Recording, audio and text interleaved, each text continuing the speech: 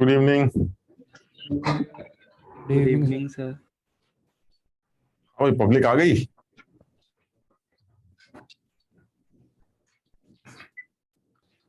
आगरा में बच्चे दिख रहे हैं।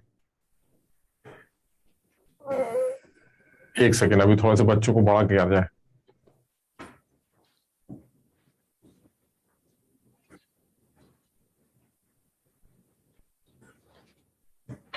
सर एक डाउट है।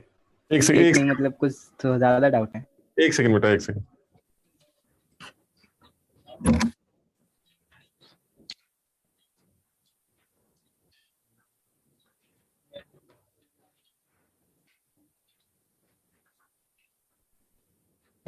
हाँ बोलो बेटा, क्या कह रहे हो? सर एक क्वेश्चन है। क्वेश्चन में है कि सर हमें NaCl की मास परसेंट दे रखी है। एक सी वाटर से मतलब जितना सॉल्ट निकलता है कॉमन सॉल्ट, उसमें से NaCl के मास परसेंट दे रखी है। तो सर हमें बताना है कि कितनी फॉर्मूला यूनिट्स होंगी 25 ग्राम कॉमन सॉल्ट में। मुश्किल है यार, थोड़ा सा अकल लगाओ। फॉर्मूला यूनिट्स का मतलब क्या हुआ?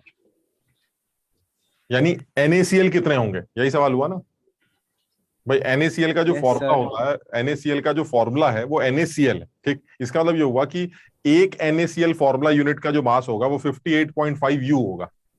हमें पता ना, एक आदमी का मास निकालते हैं तो यू में आता है, और एक मोल का मास निकालते हैं तो ग्राम में आता है। तो एक formula unit that is 1 NaCl, उसका जो वेट आएगा वो 58.5 यू आएगा। अब आपके पास टोटल सैंपल कितना है 25 ग्राम्स का? कुछ ऐसे ही है ना? यस सर 25 तो वो ग्राम। जो 25 ग्राम का सैंपल है उसमें NaCl होना कितने परसेंटेज चाहिए वो दे रखा है सवाल में। मतलब आपने पूरा यस। नमक का सैंपल निकाला, वो 25 ग्राम आया। अगर मैंने तुम्हारा सवाल सही समझा है, अगर मैंने गलत समझा है तो मुझे बताना एक बार। जितना मुझे समझ में आया, मुझे ऐसा लग रहा है कि आपने नमक खोदा सी में से और आपको 25 ग्राम नमक मिल गया। उस नमक में जो NaCl है एक्चुअली उसकी परसेंटेज दे रखी। यही समझ सवाल था।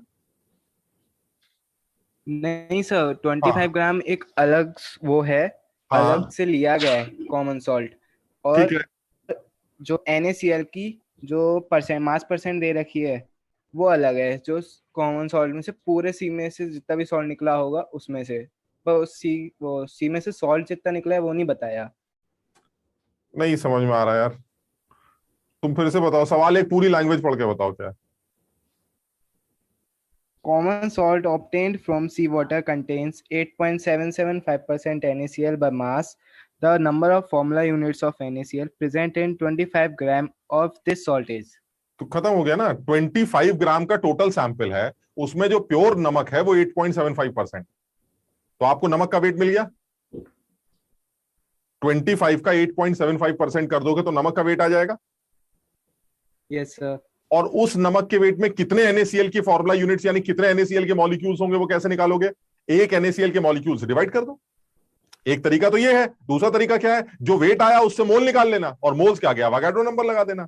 हमारे पास तो दोनों मेथड्स है ना। आप पहले पार्टिकल्स डायरेक्ट निकाल सकते हैं, और आप ऐसा भी कर सकते हैं कि पहले मोल्स कैलकुलेट कर लें, और मोल्स कैलकुलेट करने के बाद नंबर ऑफ पार्टिकल्स कैलकुलेट कर लें। मतलब जो आपको वेट दे रखा है, टोटल वेट जो दे रखा है, जो हमें, एक सेकेंड, जो हमें टोटल वेट दे रखा है वो टोटल वेट हमें दे रखा है 25 ग्राम्स। उस 25 ग्राम में कितने परसेंट क्या है ये हमें पता है। तो कितने परसेंट क्या है वो 8.75% जो भी हमें दे रखा है, उससे हम एक्चुअल नमक का वेट निकाल लेते हैं। तो यानी आपका टोटल वेट जो आपका सैंपल है, total weight of salt sample, वो हमें सवाल में दे रखा है। सॉल्ट सैंपल का वेट 25 ग्राम्स। और कितने परसेंट आपके पास प्योर नमक आ रहा है? परसेंटेज ऑफ NaCl कितनी आ रही है कॉमन सॉल्ट की? 8.775। 8.775% दे रखी है। तो इसका मतलब ये हुआ वेट ऑफ NaCl कितना होगा उस सॉल्ट सैंपल में? 25 का 8.775 अपॉन 100 ग्राम्स। ये ठीक है, ये नमक का वेट होगा, एक्चुअल नमक का वेट ये।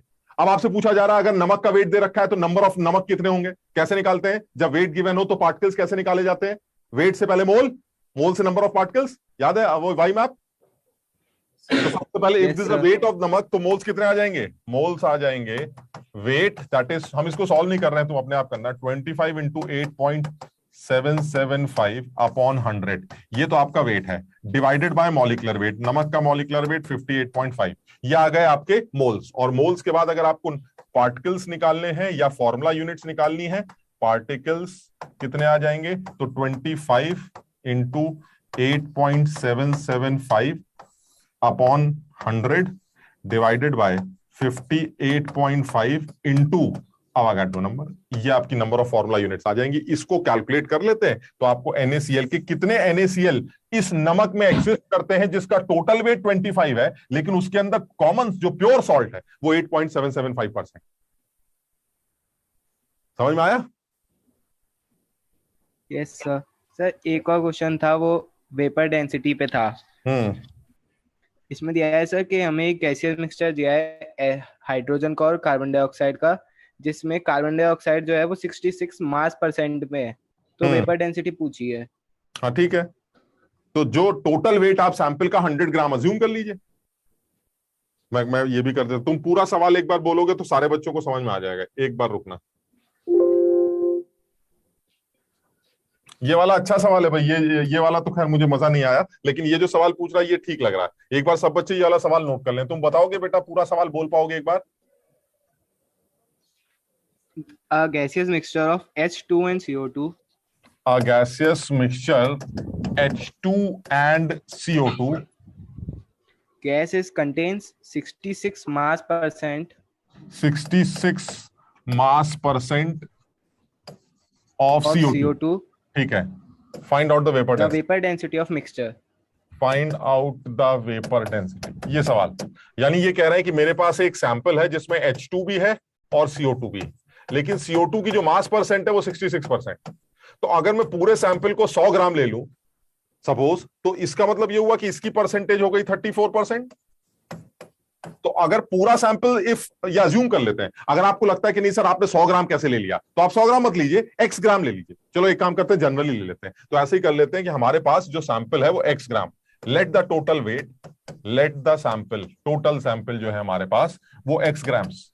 अब जल्दी से बताओ, अगर ये X ग्राम है तो CO2 का वेट कितना होगा? 66x/100। क्लियर है ये? Yes sir. और अगर मैं दूसरे वाले आदमी की बात करूं, हाइड्रोजन की, तो उसका वेट कितना होगा? 34x/100। ये दोनों आदमियों के वेट आ गए। क्लियर है यहां तक? अब ये बताओ कि अगर आपको वेपर डेंसिटी निकालनी है तो आपको क्या बताया मैंने, ये तब तक नहीं निकलती जब तक मॉलिक्यूलर वेट नहीं पता चल जाता। मॉलिक्यूलर वेट, यानी मॉलिक्यूलर वेट को 2 से डिवाइड करके ही वेपर डेंसिटी कैलकुलेट की जा सकती है, और आपको जब तक मॉलिक्यूलर वेट नहीं पता चलेगा आप वेपर डेंसिटी नहीं निकाल पाएंगे। ठीक, तो मैंने कहा भाई ये बताइए मॉलिक्यूलर वेट कैसे निकलेगा।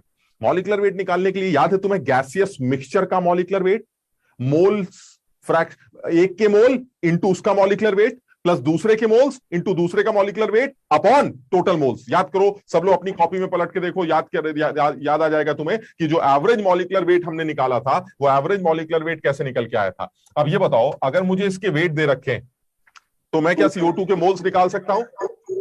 66x/100 डिवाइडेड बाय 40, ये CO2 के मोल्स आ। अब जरा हाइड्रोजन के मोल निकालते हैं, 34x/100 डिवाइडेड बाय 2। दोनों लोगों के मोल्स आ गए? हाँ बेटा, सर आपकी आवाज गूंज रही। Yes sir. अभी भी सर वो किसी का माइक ऑन होगा तो वहां से वापस से वो टकरा के आ रही है सर। वो माइक ऑफ कर लो जो घर पे बैठे हैं लोग। अब ठीक लग रहा है? अभी भी आवाज इको कर रहा है? ठीक है, इंदिरापुरम सेंटर पे आवाज सही आ रही है? Yes sir. अच्छा, आज इंदिरापुरम में कुछ बच्चे नए से दिख रहे हैं। तुम लोग पहले क्लास नहीं कर रहे थे क्या? नहीं सर, ऑफलाइन चल रही थी हमारी। ऑफलाइन चल रही थी, आज ऑनलाइन आए हो? Yes sir. तो कब क्या क्या पढ़ लिया है तुम लोगों ने? ये एवरेज मॉलिक्यूलर वेट ये सब करा हुआ है तुम लोगों ने? सर नहीं है, ये नहीं हुआ था। Vapour density?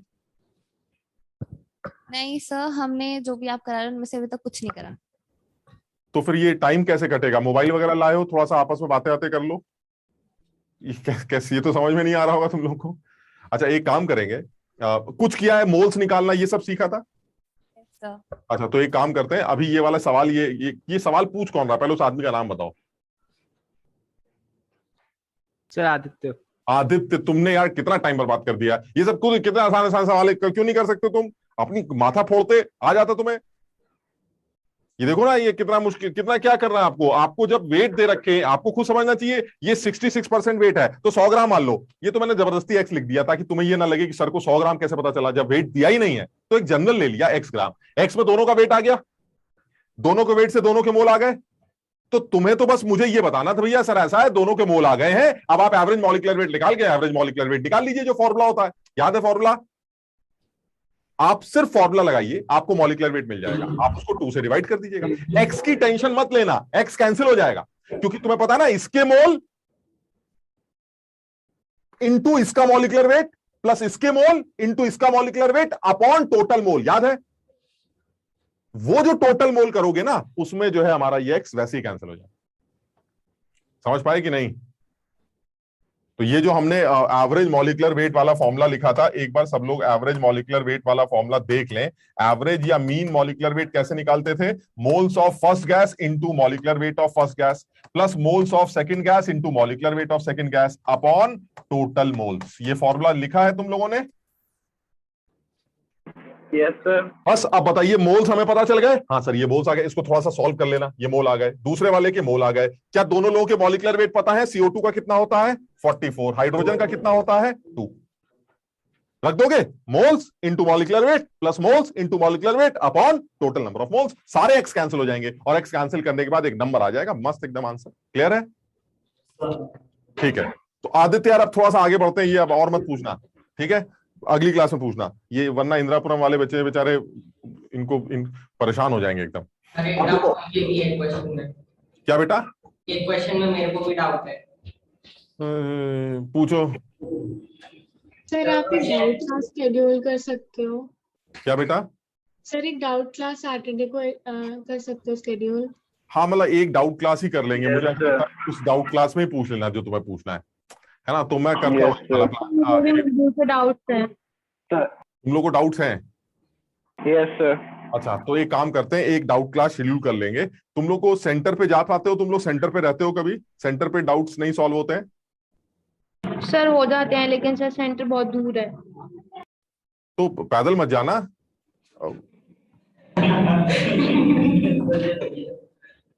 नहीं मैं एक डाउट क्लास शेड्यूल करता हूँ, है ना, तुम टेंशन मत लो, तो ऐसे ही करेंगे, बहुत जल्दी एक डाउट क्लास करते हैं, उसमें जो जो डाउट्स होंगे फटाफट फटाफट पूछ लेंगे, ठीक है ना, तो ऐसे ही कर लेंगे। चलो अभी अभी तो आगे आप एक टेलीग्राम ग्रुप बना दीजिए, उस पर हम अपने डाउट्स डाल सकते हैं। अच्छा तुम्हारा कोई टेलीग्राम ग्रुप बना हुआ है ऑलरेडी? यस सर फिजिक्स और मैथ्स का है। फिजिक्स और मैथ्स का है, अच्छा ठीक है, तो एक काम कर सकते हैं, तुम डाउट डाल दोगे तो उससे फायदा क्या होगा, मैं उसी को सॉल्व वहीं पे कर दूं ऐसे। यस सर वहाँ पे सॉल्व, या फिर कोई भी बच्चा कोई भी मतलब बता सकता है। अरे हाँ ये बहुत अच्छा हो जाएगा, आपस में ही खेल लोगे ना तुम लोग, टीचर की जरूरत ही नहीं पड़ेगी, ऐसे कर लेते हैं, एक टेलीग्राम ग्रुप बना देते, तुमने पहले भी बोला था मैं भूल गया, एक टेलीग्राम ग्रुप बनाते हैं, तुम आपस में ही खेल लेना, कोई ना कोई बच्चा किसी ना किसी के डाउट तो सॉल्व कर ही देगा यार, टीचर की जरूरत तो रेयरली पड़ेगी, ठीक, तो हम ऐसे ही कर लेते हैं, अभी मैं निकल के उन्हीं सारे बच्चों को अपने ग्रुप में करवाता हूँ, ठीक है, तो ये कर लेंगे, सबके लिए हो जाएगा। लेक्चर उनके नोट्स नहीं पढ़े। अरे लेक्चर 1 में तो कुछ भी नहीं हुआ होगा यार, अब लेक्चर 1 तुम्हें चाहिए, लेक्चर 1 में क्या एटॉमिक मास यूनिट क्या होती है और एटॉमिक मास क्या होता है, अब तो सब पुराना हो गया यार। चलो अब नया काम शुरू करते हैं भाई, आज जो नया करना था कम से कम वो तो स्टार्ट करने दो, और वो है हमारा कंसंट्रेशन टर्म्स, और ये सबसे ज्यादा इंपॉर्टेंट टॉपिक है कंसंट्रेशन टर्म, और ये इंदिरापुरम वाले बच्चों को भी ये चीज समझ में आएगी, इसलिए ऐसा ना सोचें कि ये नहीं समझ में आएगा, अगर उनको मोल्स वगैरह का आइडिया है कि मोल्स कैसे निकलते हैं, अगर सैंपल का वेट गिवन है तो मोल्स निकालने के लिए मॉलिक्यूलर वेट से डिवाइड करना पड़ता है, ये तो पढ़ा होगा बेटा सब लोगों ने। ये जो बच्ची आगे बैठी है उसका नाम क्या है इंदिरापुरम में? Yes sir सारुषा। सारुषा ये समझ में आ गया, ये इतना तो करा होगा, मोल्स कैसे निकलते हैं, वेट कैसे निकलता है, नंबर ऑफ पार्टिकल्स कैसे निकलते हैं, अवोगाड्रो नंबर क्या होता है, ये इतना बेसिक हमने कर लिया होगा ना सर बस इतना ही करा था। ठीक है, तो इसी की जरूरत है, अब मैं बताता हूं, जो तुम्हारा अभी पीछे छूटा हुआ है वो हम कवर कर लेंगे, लेकिन अभी जो हम करने जा रहे हैं उसमें इतनी ही चीजों की जरूरत, ठीक। लेकिन ये सबसे ज्यादा इंपॉर्टेंट और जेई लेवल पर ये एक मुश्किल टॉपिक समझा जाता है। मतलब इस चैप्टर में जो सबसे इंपॉर्टेंट पार्ट बचता है वो ये कॉन्सेंट्रेशन टर्म बचता है। अच्छा, अब ये जो कॉन्सेंट्रेशन टर्म्स है ये किसके लिए डिफाइन कर रहे हैं? सबसे पहले तो ये डिफाइन करते हैं, ये कॉन्सेंट्रेशन टर्म्स हम सॉल्यूशंस के लिए डिफाइन करने जा रहे हैं, ठीक। यानी आपके पास एक सॉल्यूशन होगा और मैं उस सॉल्यूशन की कॉन्सेंट्रेशन को डिफाइन करूंगा। वो कॉन्सेंट्रेशन किन किन टर्म से डिफाइन होती है हम वो सीखने जा रहे हैं, ठीक। सबसे पहला काम, सबसे पहले ये बताओ सॉल्यूशन किसे कहते हैं? Solute plus solvent. सॉल्यूशन किसे कहते हैं?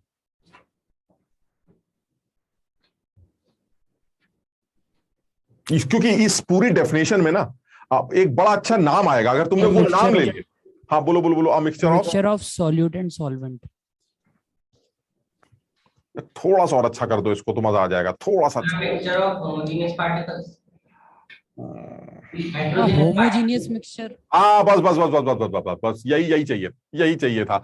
Homogeneous mixture of solute and solvent. ये एक नई बच्ची आ गई है बेटा, तुम्हारा क्या नाम है? सर सृष्टि। सृष्टि, बिल्कुल सही कहा। अब और ये जो वर्ड ये यूज किया इन्होंने होमोजीनियस ना, बस सारा काम इसी से है और ये पूरा आगे का पूरा टॉपिक इसी से लेंगे। तुम ये खुद सोच के देखो, अगर मैं पानी में मिट्टी को डिसॉल्व कर दूं, सब सॉइल लेके आते हैं या सैंड लेके आते हैं और सैंड को ऐसे या सॉइल को डिसॉल्व कर लेते हैं, तो क्या तुम्हें लगता है वो डिसॉल्व हो जाएगी? हो जाएगी। अरे वो जब आप मिट्टी को उसके अंदर घोलेंगे वो डिसॉल्व हो जाएगी, लेकिन वो टेम्पररी डिसॉल्व होगी। आप 5 मिनट के लिए बाहर टहल के आइए, आइसक्रीम खा के लौट के आइए, जब आप लौट के आएंगे तो वो मिट्टी सेटल हो जाएगी। क्या समझे इस बात को? लेकिन क्या ये सेटल तब भी होगी जब आप पानी के अंदर चीनी घोलते हैं, पानी के अंदर नमक घोलते हैं, तो क्या ऐसा होता है कि चीनी नीचे जाके जम जाती है? नहीं, वो एक बार डिसॉल्व हो गई तो डिसॉल्व हो गई। यानी कहने का मतलब क्या हुआ कि जब आप किसी भी सॉल्वेंट के अंदर सॉल्यूट को डिसॉल्व करें और एक ऐसा सिस्टम तैयार हो जाए जो एक होमोजीनियस मिक्सचर बन जाए, यानी आप कुछ भी देखो, कहीं पर भी देखो, सब एक जैसा दिखाई दे, that mixture is known as solution. और हमें उसी सॉल्यूशन की कॉन्सेंट्रेशंस को डिफाइन करना है। यानी कहने का मतलब यह हुआ कि मान लीजिए आपके पास ये एक बर्तन है और इस बर्तन में आपने पानी भर रखा है, ठीक। अब इसके पानी के साथ आपने इसके अंदर चीनी को डिसॉल्व कर दिया या सॉल्ट को डिसॉल्व कर दिया या किसी भी एक ऐसे इलेक्ट्रोलाइट को डिसॉल्व कर दिया जो होमोजीनियसली डिस्ट्रीब्यूट हो सकता है। यानी मान लीजिए मैंने चीनी इसके अंदर डिसॉल्व कर दी, तो जब आप इसके अंदर चीनी डिसॉल्व करेंगे तो क्या होगा? जैसे आप इसके अंदर चीनी डिसॉल्व करेंगे, ये चीनी के पार्टिकल्स होमोजीनियसली डिस्ट्रीब्यूट हो जाएंगे इस पानी के अंदर, होमोजीनियसली।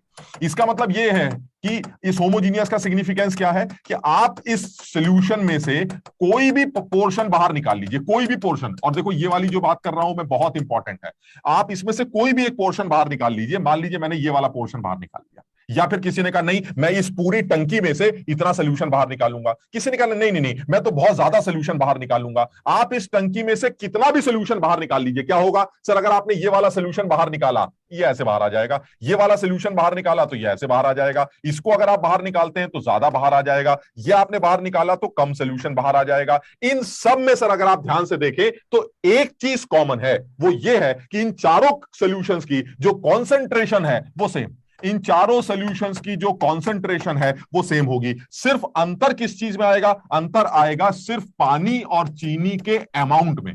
यहां पर अगर मैं अलग अलग सॉल्यूशंस की बात करूं तो इन अलग अलग सॉल्यूशंस में जो ध्यान से देखने वाली बात यह है कि इस सॉल्यूशन में क्या चीज ज्यादा है? पानी, तो सर इसमें चीनी भी ज्यादा होगी।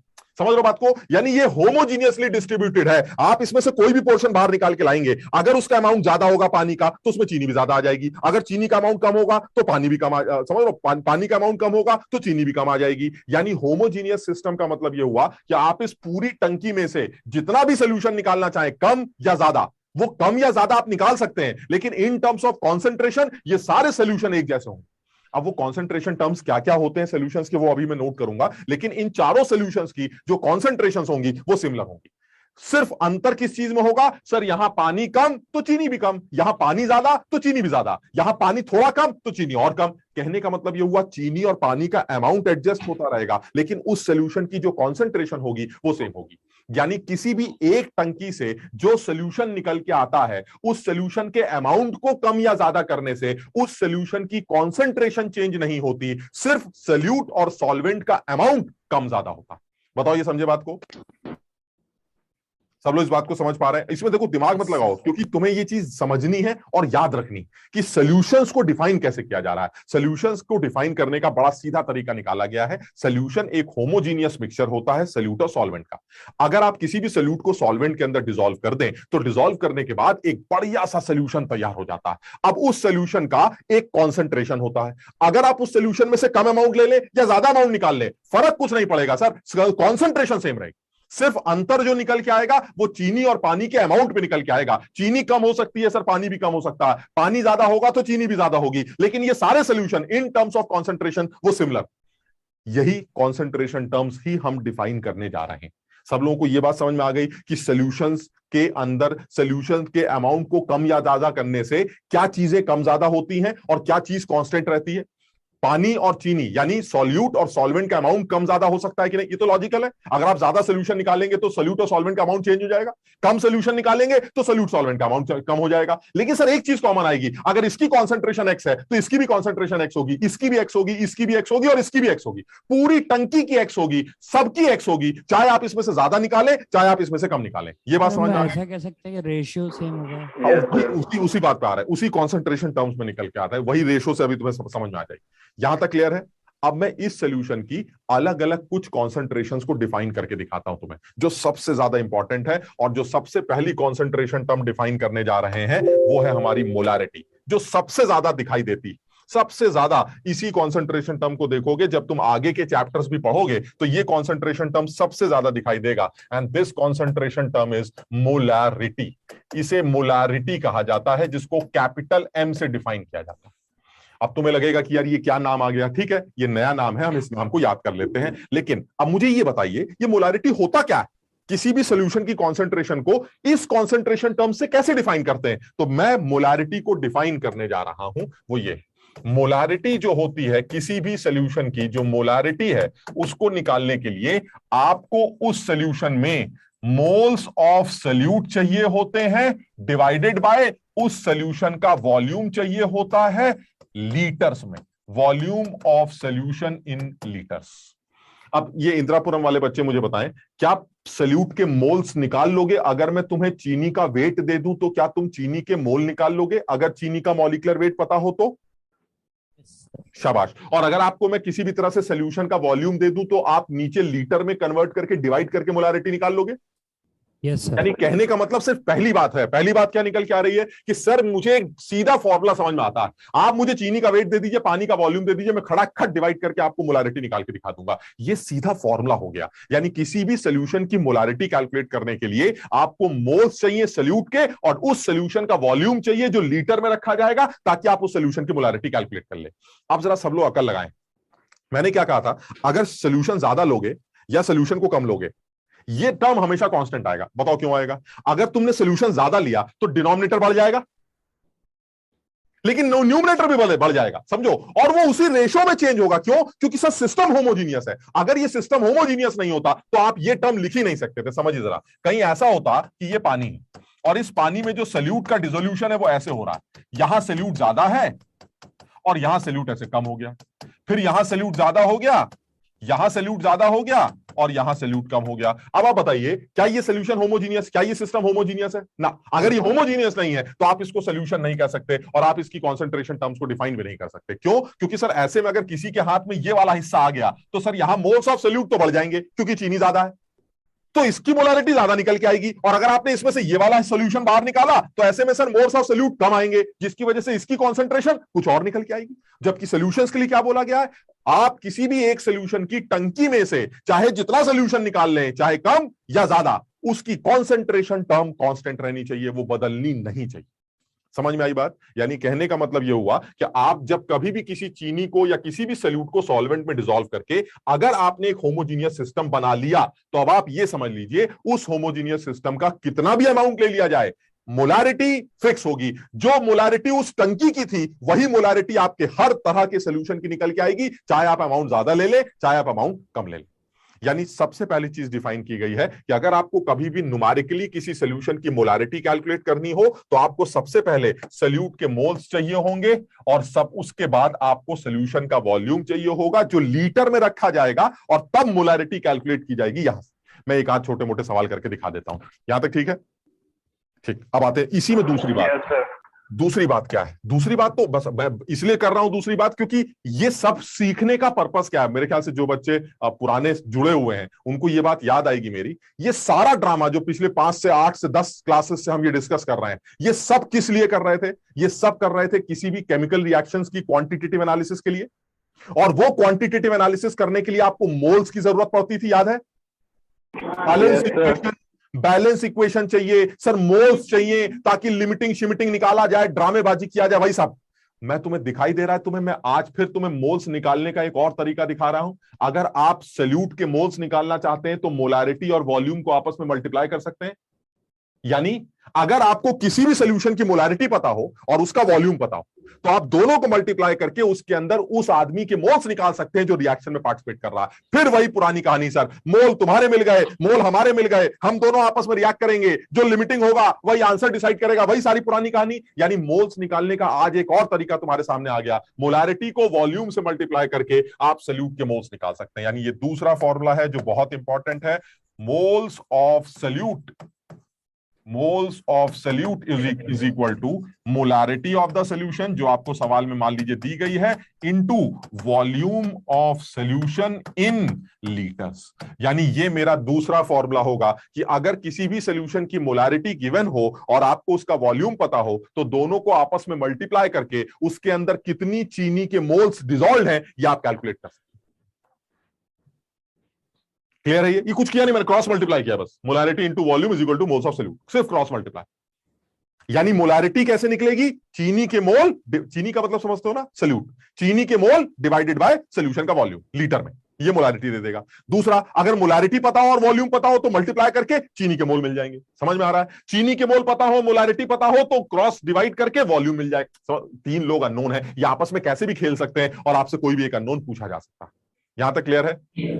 ठीक, तीसरी बात करते हैं। तीसरी बात यहां पर वो ये है, जो हमारी मोलारिटी है वो टेम्परेचर डिपेंडेंट है। Molarity is temperature dependent.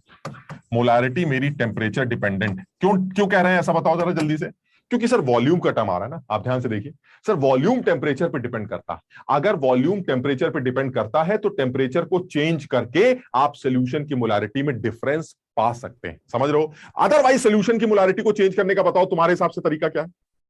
अगर किसी सोल्यूशन की मोलारिटी को चेंज करना चाहते हैं तो क्या करना होगा? अरे सर चीनी और घोल दीजिए, नहीं समझे? अगर चीनी और डाल दोगे तो मोलारिटी बदल जाएगी। सर उसके अंदर चीनी छोड़िए, पानी डाल दीजिए, पानी और डाल देंगे तो सोल्यूशन का वॉल्यूम चेंज हो जाएगा। यानी चीनी या पानी को चेंज करके तो मोलारिटी चेंज हो ही सकती है, साथ ही साथ बिना चीनी पानी को चेंज किए भी मोलारिटी चेंज हो सकती है अगर आप उसका टेम्परेचर चेंज करें। बिकॉज टेम्परेचर जो चेंज होगा वो वॉल्यूम को चेंज करने की कोशिश करेगा और वॉल्यूम के चेंज होने से बिना चीनी पानी चेंज किए भी मोलारिटी चेंज हो सकती। क्लियर है ये वाली बात?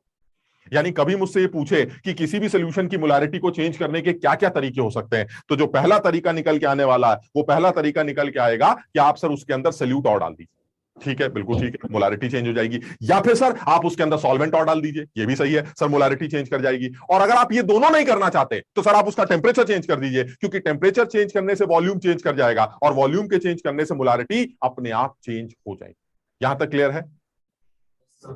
किसी को कुछ पूछना है? इंदिरापुरम से कोई बच्चा? सृष्टि क्लियर है बेटा? और इधर वैभव? Yes sir.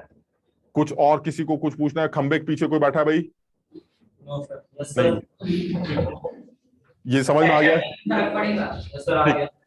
चलिए ठीक है। अच्छा, अब आते हैं एक और बात पे। अब देखो ये तो जो करनी थी कर ली, अब थोड़े से एडवांस लेवल की बात करते हैं। इस मोलारिटी को अब मैं अपनी तरह से तुम्हें लिखना सिखाता हूं, आप सब लोग उसको जरूर लिखना सीखें। क्या?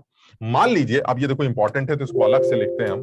किसी सोल्यूशन की अगर मोलारिटी गिवन हो तो इसका क्या मतलब? मान लीजिए ये ले लेते हैं एक सोल्यूशन, कुछ भी ऐसे ले लेते हैं, ए मोलर KOH सोल्यूशन, ऐसे ले लेते हैं। इसका क्या मतलब? देखो कैपिटल M का मतलब हो गया ए मोलर, और मोलर मतलब मोलारिटी, यानी आपको KOH का सोल्यूशन दिया गया है जिसकी मोलारिटी A। कैसे बनाया गया होगा ये सोल्यूशन? सर पानी लिया होगा, पानी के अंदर KOH को डिसॉल्व कर दिया होगा, KOH को डिसॉल्व करके आपका सोल्यूशन तैयार हो गया जिसकी आपने मोलारिटी बताई है A। मैंने कहा भाई अब वो सोल्यूशन कहाँ है? कह रहा नहीं सोल्यूशन कुछ नहीं है, ऐसे सोल्यूशन उसे छुपा रखा है। कह रहा मेरे पास एक क्यूएच का सोल्यूशन है, उसकी मोलैरिटी ए। अब तुम में से कितने लोग मुझे ये बता सकते हैं कि ये जो सोल्यूशन मैंने पीछे छुपा रखा है ए मोलर क्यूएच का, क्या तुम ये बता सकते हो कि मेरे इस छुपाए हुए सोल्यूशन में कितने क्यूएच के मोल्स हैं और कितना सोल्यूशन का वॉल्यूम? क्या ये बता? 1 लीटर वॉल्यूम और ए नंबर मोल्स।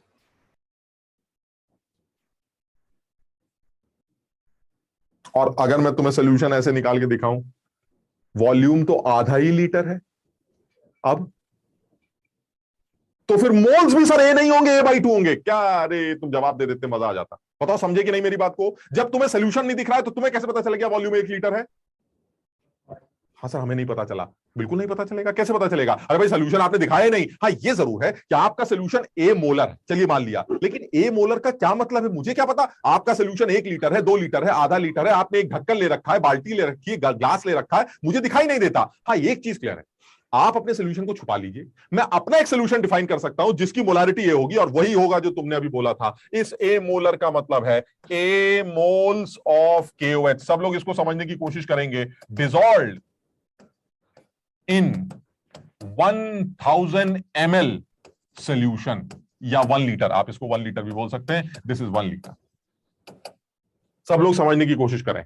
यानी अगर मैं आपसे कहूं कि मेरे हाथ में एक KOH का सोल्यूशन है जिसकी मोलारिटी ए है, तो आप ये नहीं बता सकते कि सर आपके पास 1 लीटर सोल्यूशन है या आधा लीटर सोल्यूशन है, क्योंकि मुझे सोल्यूशन नहीं दिखा। तो मैं क्या जवाब दूंगा? सर आप अपना सोल्यूशन अपने पास रखिए। ठीक, मैं अपना एक सोल्यूशन डिफाइन करने जा रहा हूं जिसको आप ए मोलर कहते हैं। कैसे? सर 1 लीटर सोल्यूशन लाइए, उस 1 लीटर सोल्यूशन में KOH जो डिसॉल्व होगा वो ए मोल होगा। बताओ ये वाली बात समझे कि नहीं?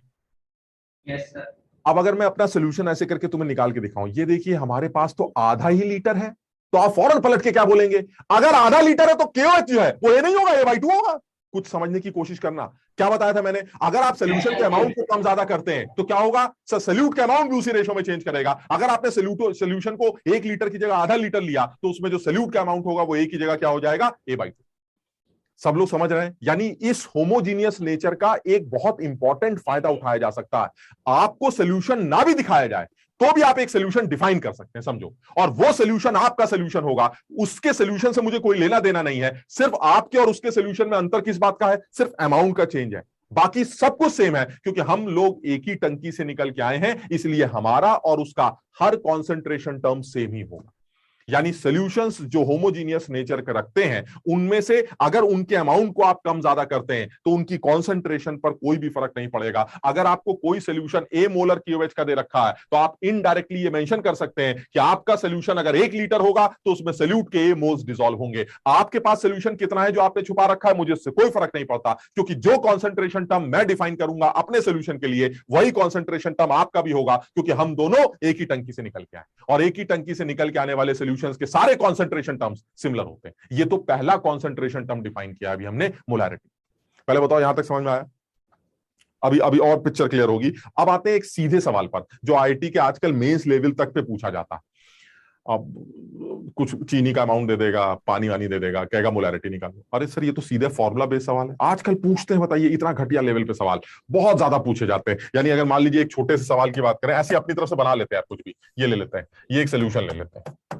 इस सोल्यूशन में आपने नमक ले लिया, NaCl सोल्यूशन, ये नमक का सोल्यूशन, और इस नमक के सोल्यूशन का आपने ले लिया 200 ml, और इसकी डेंसिटी सवाल में दे रखी है 1.5 ग्राम पर ml।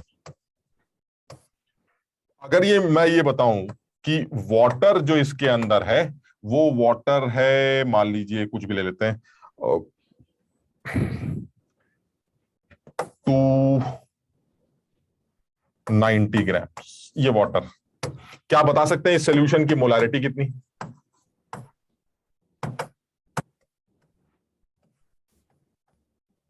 सोचो, अकल लगाओ, बिल्कुल ऐसे फर्जी सवाल, अकल लगाओ। तुम्हें एक चीज क्लियर होनी चाहिए, सर आपने निकलवाना क्या है? मोलारिटी। मोलारिटी का फॉर्मूला मुझे पता है। मोलारिटी के लिए क्या क्या चाहिए जरा जल्दी से बताओ।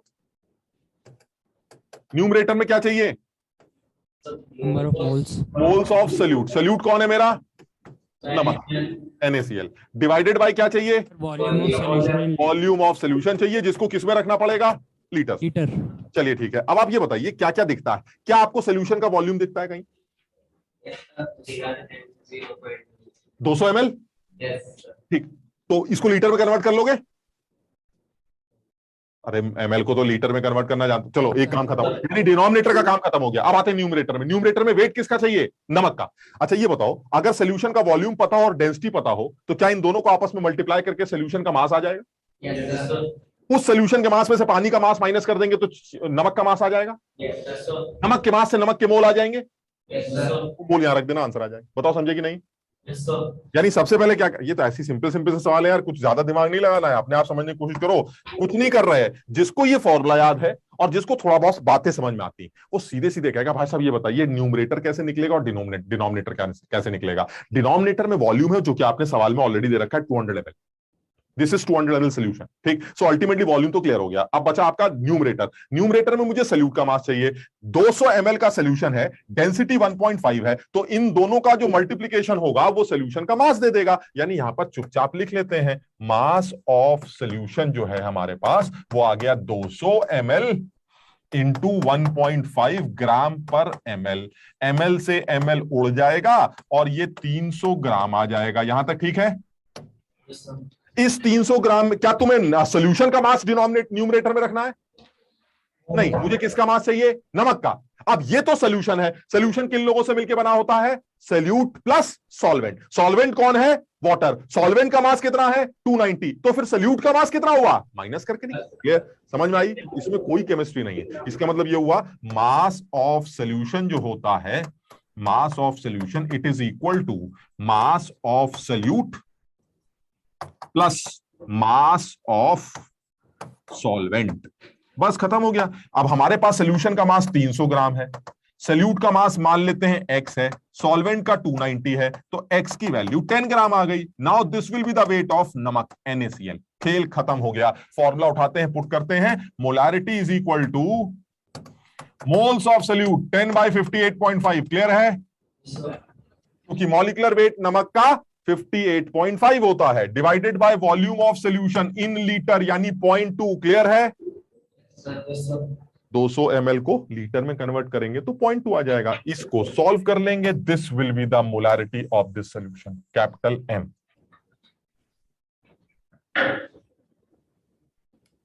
अगर किसी को कोई चीज ना समझ में आई हो तो वो पूछ सकता है।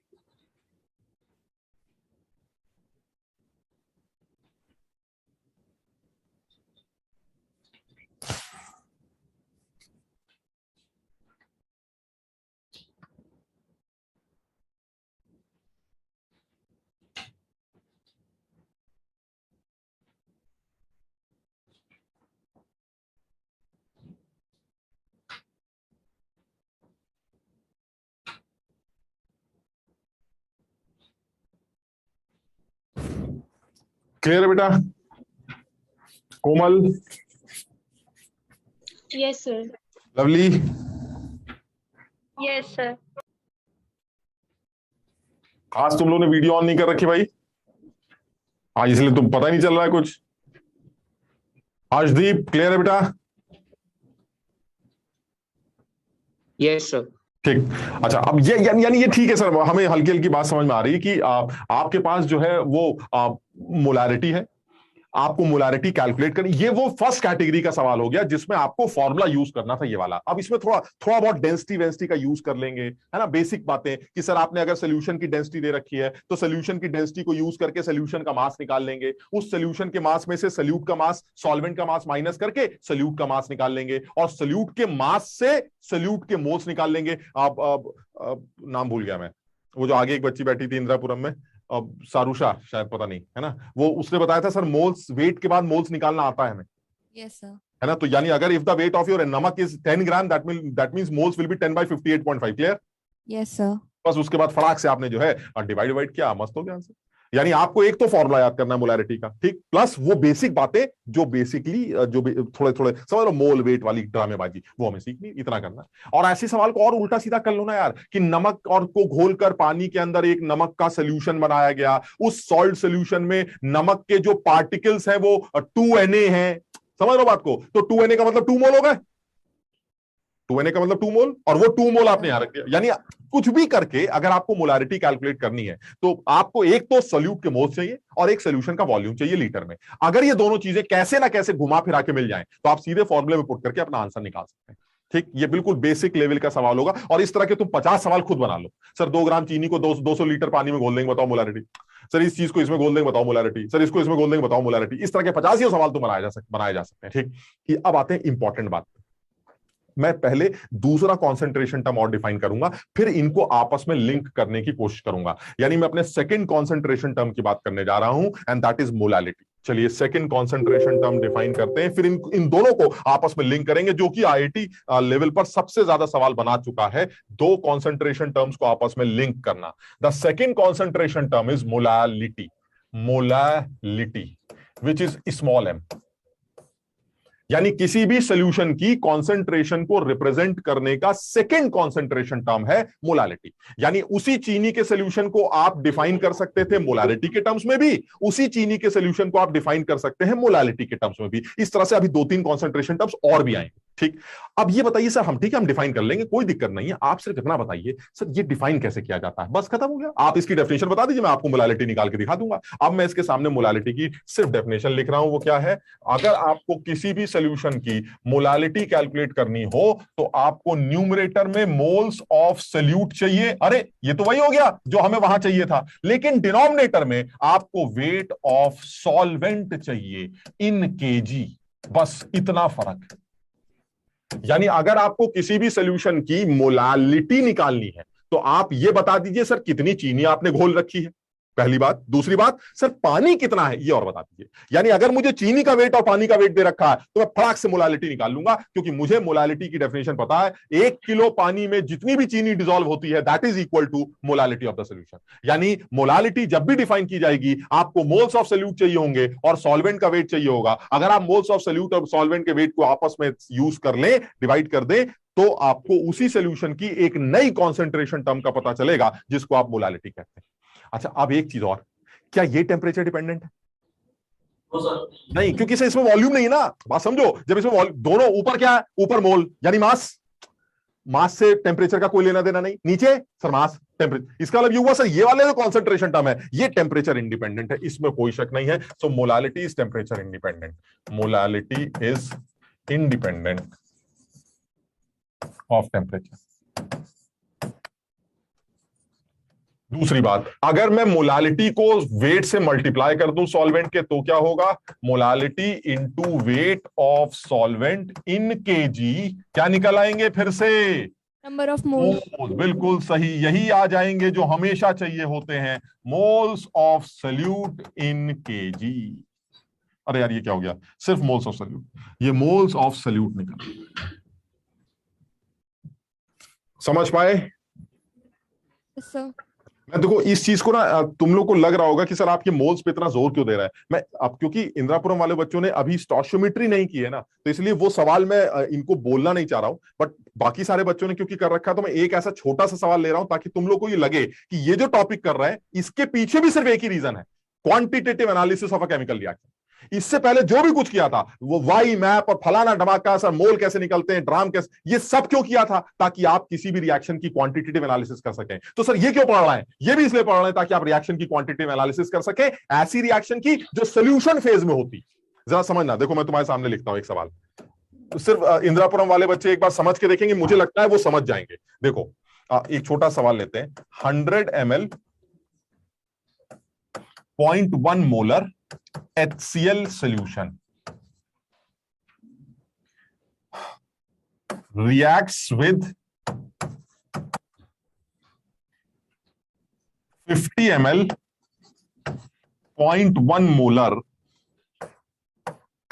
NaOH solution. Find out the weight of NaCl formed. तुम सब लोग मुझे सोच के बताना, क्या तुम्हें नहीं लगता इस तरह के सवाल तुमने पहले किए थे सिर्फ ये ड्रामेबाजी को ना यूज करके, HCl NaOH से रिएक्ट करके कितना नमक बनाएगा, क्या ये रिएक्शन की क्वांटिटेटिव एनालिसिस है? Yes, sir. और ये करने का तरीका क्या था, सब 2 लोग लेके आते थे, दोनों में लिमिटिंग रिएजेंट निकाल के आंसर आ जाता था, बात मानते हो? लेकिन सर उस केस में लिमिटिंग रेजेंट निकालने के लिए मोल्स चाहिए होते थे, और वो मोल्स आप मुझे इससे पहले ग्राम ग्राम के फॉर्म में दे देते थे। आज आपने ग्राम ग्राम की जगह अजीब ड्रामा कर रखा है, ये समझ में नहीं आ रहा है। सब लोग सोच के बताना जरा, क्या तुम्हें मोल नहीं दिखते HCl के? वॉल्यूम इंटू मोलारिटी, फॉर्मूला देखो जरा, मोलारिटी इंटू वॉल्यूम क्या होता है सर? Number of moles. बस ये ध्यान रखना, ये 100 ml है, वहां वॉल्यूम किस यूनिट में चाहिए था? लीटर में। तो इसका मतलब ये हुआ, अगर मैं इसको लीटर में कन्वर्ट करूं तो it will be 0.1, so 0.1 into 0.1 they will be the moles of HCl। Similarly moles of नमक तुम्हें NaOH नहीं दिखाई देते? 0.05 इंटू 0.1, दोनों के मोल आ गए, लिमिटिंग रेजेंट निकालो, नमक के NaCl के मोल आ गए। वही पुरानी कहानी, नया कुछ नहीं है। यानी सबसे पहला स्टेप क्या होना चाहिए? सबसे पहला स्टेप होना चाहिए बैलेंस केमिकल इक्वेशन। सबसे पहले एक बैलेंस केमिकल इक्वेशन लिखते थे। चलिए ठीक है, अब ये बताइए उसके बाद क्या करते थे? दोनों लोगों के मोल्स लिखते हैं। आज मोल्स देने का एक नया तरीका तुम्हारे सामने है, मोलैरिटी इनटू वॉल्यूम। सब लोग देखें, मेरे ख्याल से इंदिरापुरम वाले बच्चे भी इस बात को समझेंगे कि अगर मोलैरिटी और वॉल्यूम को मल्टीप्लाई कर दिया जाए और वो वॉल्यूम लीटर में लिया जाए तो आपको सल्यूट के मोल्स मिल जाते हैं। ठीक है ये? Yes sir. यानी इस HCl के सोल्यूशन में जो रिएक्शन में इन्वॉल्व है वो कौन है? HCl सर, जिसको आप सल्यूट कहते हैं। इस NaOH के सोल्यूशन में कौन रिएक्शन में इन्वॉल्व है? सर NaOH इन्वॉल्व है, जिसको आप सल्यूट कहते हैं। तो इसका मतलब मुझे HCl के मोल दे दीजिए, NaOH के मोल दे दीजिए, मैं दोनों को आपस में रिएक्ट कर रखा है, NaCl के मोल्स निकाल लूंगा। अब आप ये बताइए, मोलैरिटी इंटू वॉल्यूम कर देते हैं तो HCl के मोल्स कितने आएंगे? HCl के मोल्स आ जाएंगे 0.01 मोल, क्योंकि इसको लीटर में लेना पड़ेगा। ठीक, ये आ गया 0.1 लीटर। और इसके NaOH के मोल्स कैसे निकालेंगे? NaOH के मोल्स यहां से आएंगे, वॉल्यूम हो जाएगा 0.05 लीटर। इसके मोल्स कितने आ जाएंगे? 0.005 मोल्स। क्लियर है ये? सोच के बताओ, लिमिटिंग रेजेंट कौन? ये चीज इंदिरापुरम वाले बच्चों को नहीं पता होगी, लेकिन वो भी सीख जाएंगे, बहुत आसान सा काम है। NaOH कम दिया गया, HCl ज्यादा, इसका मतलब ये हुआ NaOH खत्म हो जाएगा, और जैसे ये खत्म होगा रिएक्शन खत्म हो जाएगी। इसका एक चीज तो क्लियर हो गया सर, ये जो NaOH के मोल्स होंगे वही लोग डिसाइड करेंगे कि कितना नमक बनेगा। ये सब तो पहले कर चुके हो, अब बताओ नमक के कितने मोल्स आएंगे? 0.00, because this is limiting Regent. और अगर नमक के मोल आ गए तो क्या उसका वेट आ जाएगा? खत्म हो गया, मॉलिक्यूलर वेट। यानी मैं तुम्हें सिर्फ ये बताना चाह रहा हूं कि सर ये वही काम है जो पहले करते थे, सिर्फ फर्क इतना है, आज किसी भी रिएक्टेंट के मोल्स देने के लिए आपने एक नया ड्रामा किया है, मोलैरिटी और वॉल्यूम का। यानी मोलैरिटी वॉल्यूम दे दोगे तो भी सल्यूट के मोल मिल जाएंगे, और फिर वही पुरानी कहानी, लिमिटिंग रेजेंट निकालो, रिएक्शन की क्वांटिटेटिव एनालिसिस चालू करो। समझ पाए बात को? सब लोग को ये समझ में आ रहा है कि ये टॉपिक पढ़ क्यों रहे हैं हम? ये टॉपिक फिर से उसी केमिकल रिएक्शन की क्वांटिटेटिव एनालिसिस करने के लिए करता है। और सर इस टॉपिक से रिलेटेड भी कुछ सवाल बन सकते हैं जो बिल्कुल अलग होंगे, जैसे अभी आप बता रहे थे, तो वो भी सवाल पूछे जा सकते हैं। तो हम बिल्कुल बेसिक बात कर रहे थे कि अगर आपको कोई भी रिएक्शन दी जाए तो इस रिएक्शन की एनालिसिस करने के लिए आपको रिएक्टेंट्स के मोल्स का आइडिया होना चाहिए। वो रिएक्टेंट के मोल देने का एक तरीका वेट होता है, तो अगर आपको HCl और नमक का NaOH का वेट दे दिया जाए तो भी आपको मोल्स मिल जाएंगे। उसके बाद आप एनालिसिस स्टार्ट कर दीजिएगा। मोल्स देने का मैंने तुम्हें अब एक और तरीका बताया कि जब कभी कोई रिएक्शन सॉल्यूशन फेज में होती है तो मोल्स देने का एक तरीका सॉल्यूशन का मोलैरिटी और उसका वॉल्यूम भी होता है। बस ये एक इंपॉर्टेंट बात। हाँ, कुछ इंदिरापुरम में कोई बच्चा कुछ पूछना चाह रहा है? सर जैसे हाँ। Molality is independent of temperature आपने बताया, हाँ, फिर इसमें वेट जो होता है, अगर हम हीट करेंगे किसी सोल्यूशन को, मान लो वाटर को हमने हीट किया, तो फिर वेट तो कम हो जाएगा। नहीं ये ऐसा मत सोचो कि अगर देखो, फिर तो ये वाली बात हो गई कि सर सॉल्वेंट कम हो रहा है। अगर वाटर कम हो रहा है तो सॉल्वेंट कम हो रहा है, और सॉल्वेंट कम हो रहा है तो इसका मतलब मोलैलिटी चेंज हो रही है। यस। तो इसका मतलब मोलैलिटी चेंज, जो भी चेंज हो रही है, it is not because of temperature, it is because of loss in weight of water.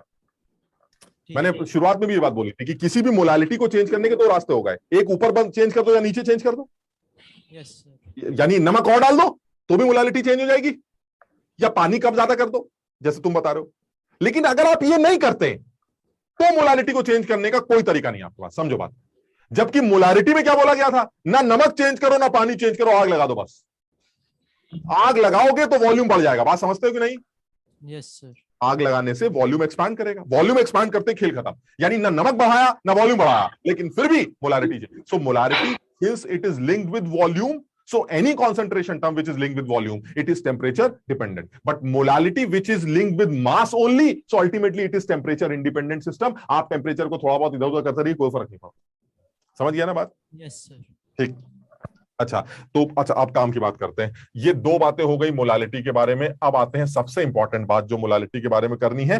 फिर वही एक सोल्यूशन लेके आएंगे, पीछे छुपा लेंगे और आपसे पूछेंगे कि बताइए क्या है इसका मतलब। तो ये फिर सब लोगों को याद रखना है कि अगर मेरे पास एक बीमोलल, मोलल मतलब मोलालिटी, बीमोलल सोल्यूशन है, मान लीजिए किसी भी चीज का H2SO4 सोल्यूशन, जल्दी से सोच के बता सकते हो इसका क्या मतलब है? मैंने तो छुपा के रखा है। एक सोल्यूशन है मेरे पास बीमोलल H2SO4, बताइए इसका क्या मतलब। क्या तुम बताओ, तुम्हें सोल्यूशन दिखता है कितना है? तुम्हें पता है कि कितना H2SO4 है, कितना पानी है? लेकिन तुम कम से कम अपना सोल्यूशन तो डिफाइन कर सकते हो ना, जो बीमोलल। कैसे डिफाइन करेंगे? सर मैं अपना सोल्यूशन लेके आऊंगा, आपकी सोल्यूशन कैसी की तैसी। मेरा सोल्यूशन है बीमोल्स of H2SO4 dissolved in 1 kg solvent। बताओ समझे बात को? This is 1 kg। यानी सर मुझे नहीं पता कि आप क्या छुपा के बैठे हैं, मैं इतना जानता हूं कि अगर मेरा सोल्यूशन 1 किलो पानी के अंदर बना है तो उसके अंदर जो H2SO4 के मोल होंगे वो बी मोल होंगे। फिर मैं अपना सोल्यूशन दिखाऊंगा उसको। अरे पानी तो आधा किलो है, तो आप फौरन पलट के कहिएगा H2SO4 भी बी नहीं होगा सर, वो B/2 होगा। बताओ समझे बात? पानी आधा बी आधा, पानी दुगना बी दुगना, पानी 3 गुना बी 3 गुना। क्यों? क्योंकि सॉल्यूशंस के अमाउंट को कम ज्यादा करने से सॉल्यूट सॉल्वेंट के अमाउंट चेंज हो सकता है, लेकिन कॉन्सेंट्रेशन चेंज नहीं हो सकता। यानी उसका जो सोल्यूशन है उसकी मोलालिटी भी है, जो तुमने सोल्यूशन बनाया उसकी भी है, जो तीसरा आदमी है जो बड़ी सी टंकी लेके बैठा है उसकी मोलालिटी भी है। क्यों? क्योंकि सर तीनों लोग होमोजीनियस सोल्यूशन है एक ही आदमी के, इसलिए कॉन्सेंट्रेशन टर्म्स तीनों का बी ही होगा। सिर्फ अंतर यह होगा जो टंकी लेके बैठा है उसके पास पानी भी ज्यादा है, उसके पास H2SO4 भी ज्यादा है, और जो छोटा सा ग्लास लेके बैठा है उसमें पानी भी कम है और H2SO4 भी कम है, लेकिन इन तीनों लोगों की कंसंट्रेशन सेम है। यानी in terms of molarity they all three are they are same, and in terms of molality they all three are same। समझो, इस चीज का बहुत ज्यादा यूज करेंगे हम। ये जो तुम समझ नहीं रहे उस बात को कि वो एक ही टंकी से निकले हैं, तुम समझ नहीं सकते कि अगर तुमने वो चीजें इस बात को समझना शुरू कर दिया ना, तो तुम इस चैप्टर के इस पोर्शन का तुम जब सवाल कहीं से भी देखोगे या थ्योरी कहीं से देखोगे तो हर चीज का एक फॉर्मूला बनाया गया।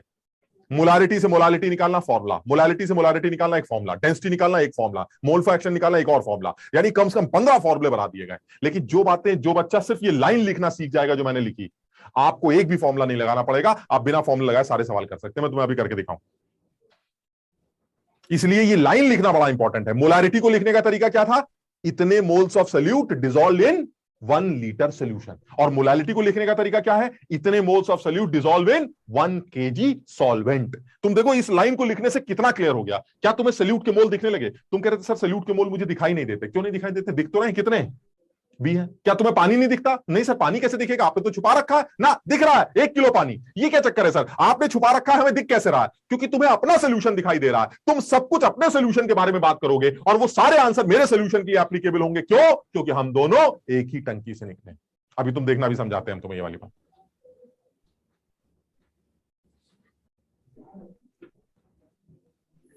सब लोग आराम से समझना भी है बिल्कुल। अब तुम बताओ इसके ऊपर सवाल कैसे पूछूंगा? डायरेक्ट सवाल, चीनी इतना है, पानी इतना है, मोलालिटी निकालो। मोलालिटी इतनी है, पानी इतना है, चीनी निकालो। समझ, वही फॉर्मूले से आगे पीछे खेलते रहिए।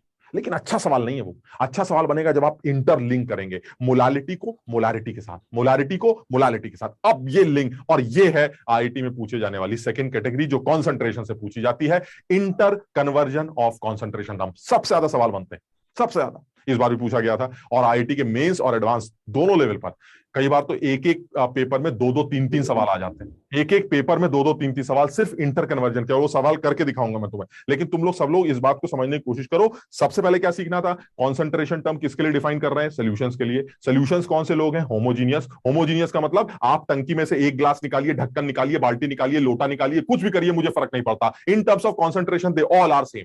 The difference in what? Differences in the weight of solute and the weight of solvent. वो कम ज्यादा होते रहेंगे, लेकिन सर कॉन्सेंट्रेशन टर्म सेम रहेगी। अगर सोल्यूशन इतना है, मोलालिटी 5, सोल्यूशन इतना है, मोलालिटी 5, सोल्यूशन इतना है, मोलालिटी 5। ये क्या चक्कर है? क्योंकि तीनों एक टंकी से निकले। अगर तीनों एक टंकी से निकले तो मोलालिटी तीनों लोगों की सेम होगी, सिर्फ पानी अलग होंगे, चीनी बदल जाएगी, लेकिन मोलालिटी हमेशा कांस्टेंट रहेगी। मोलारिटी हमेशा कांस्टेंट रहेगी। क्यों? Because they are concentration terms, and concentration terms they are independent of the amount of the solution. Clear है ये? यहां तक सबके समझ में आ गया? अच्छा, ये अब ये इंदिरापुरम वाले बच्चे भी, इनको ये तो समझ में आ रहा है, हम अभी ऐसा कुछ भी उल्टा सीधा नहीं कर रहे हैं। ये हो सकता है ये वाला जो सवाल था मोल वाला, वो थोड़ा सा तुम्हें अजीब सा लगा हो, क्योंकि तुमने शायद अभी ये वाला काम नहीं पढ़ा है कि रिएक्शन को एनालाइज कैसे करते हैं, है ना? तो हो सकता है वो तुम्हें अजीब सा लगा हो, बट मोल्स वोल्स वाली बातें समझ में आ रही है यहां तक सारी? ठीक। अच्छा, एक स्टेप और ऊपर उठते हैं और अब आते हैं इंटर कन्वर्जन पर। और ये है इस टॉपिक का सबसे इंपॉर्टेंट पोर्शन, जिसपे सबसे ज्यादा सवाल बनता है, and that is inter conversion.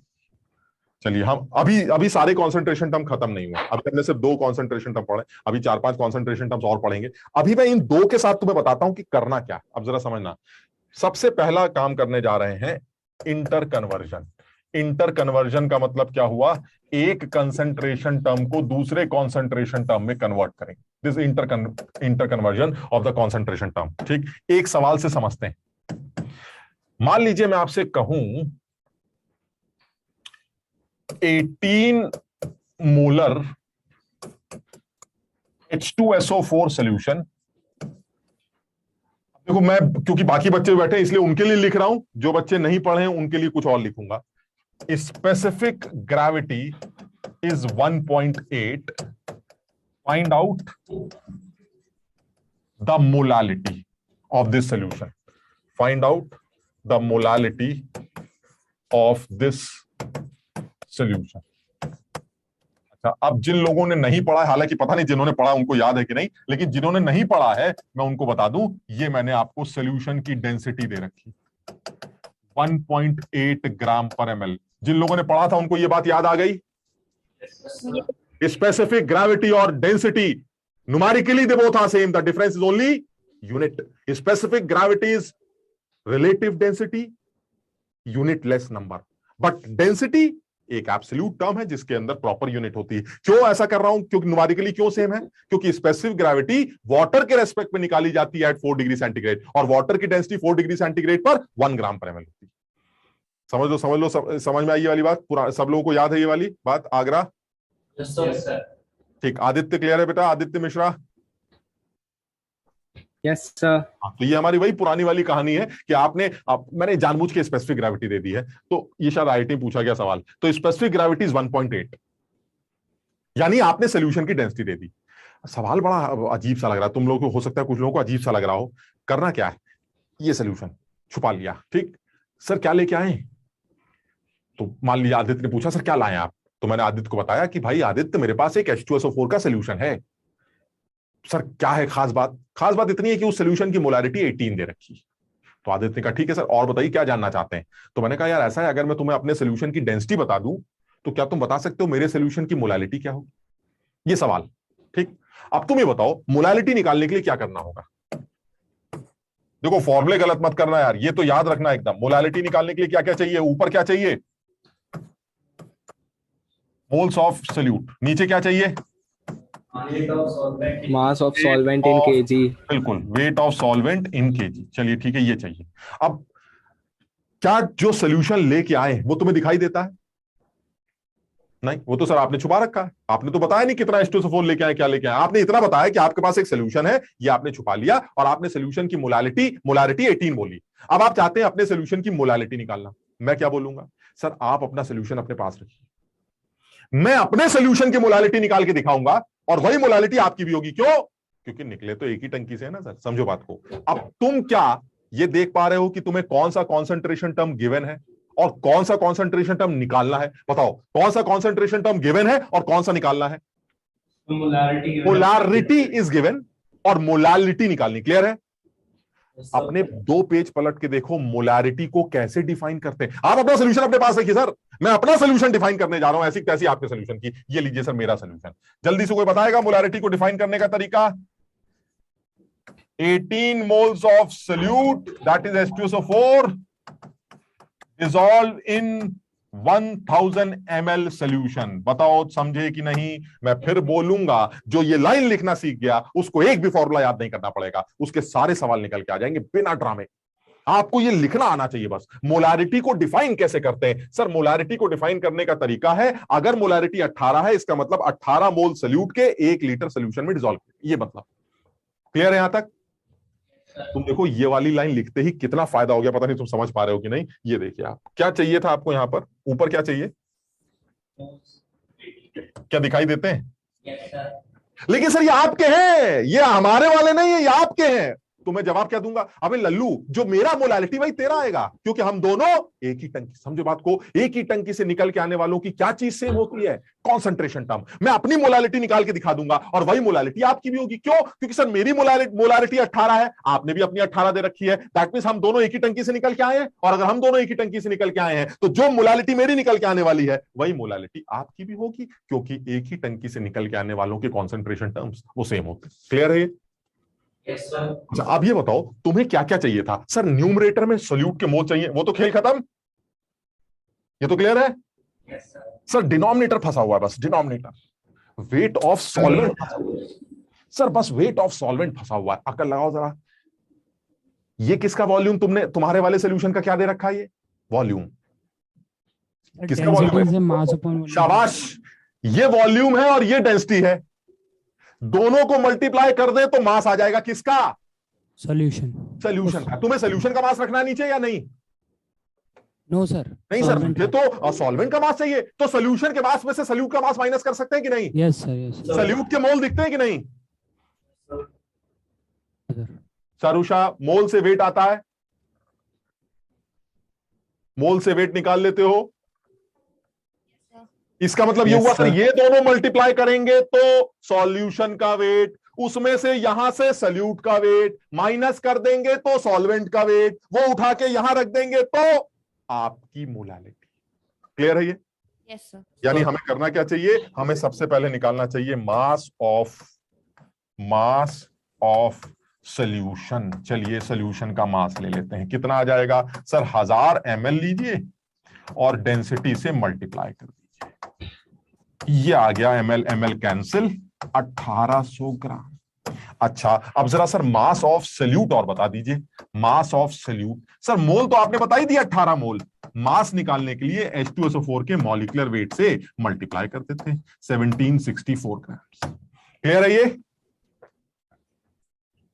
18 mole H2SO4 का मास कैसे निकालोगे? 18 मोल H2SO4 का मास आएगा moles into molecular weight and the molecular weight of H2SO4 is 98। ये मास आ गया। अगर मैं दोनों को माइनस कर दूं तो वही आ जाएगा जो चाहिए, सॉल्वेंट का मास। खत्म सर, मास ऑफ सॉल्वेंट आ गया। मास ऑफ सॉल्वेंट कितना आ जाएगा? 1800 में से 1764 माइनस कर दिया तो 36 gram. This is the mass of solvent. खेल खत्म, यहां पुट कर देते हैं। लीजिए सर मोलालिटी आ गई। मोल्स ऑफ सोल्यूट कितना? 18। वेट ऑफ सॉल्वेंट कितना? 36 ग्राम। चाहिए किसमें?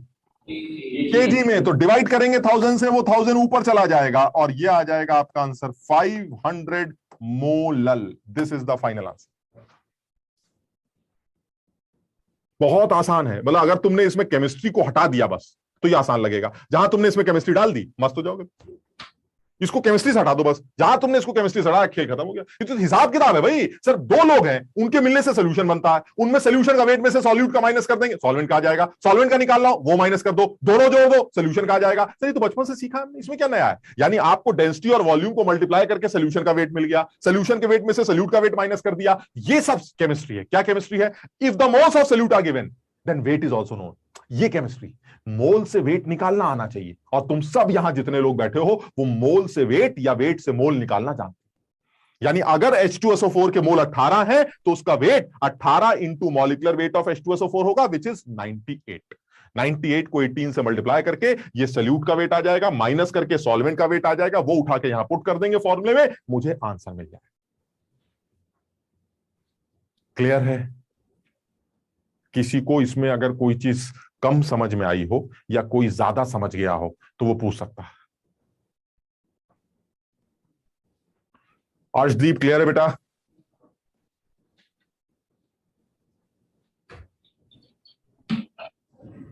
Akshara, yes sir. Komal, yes sir. अशरफुल,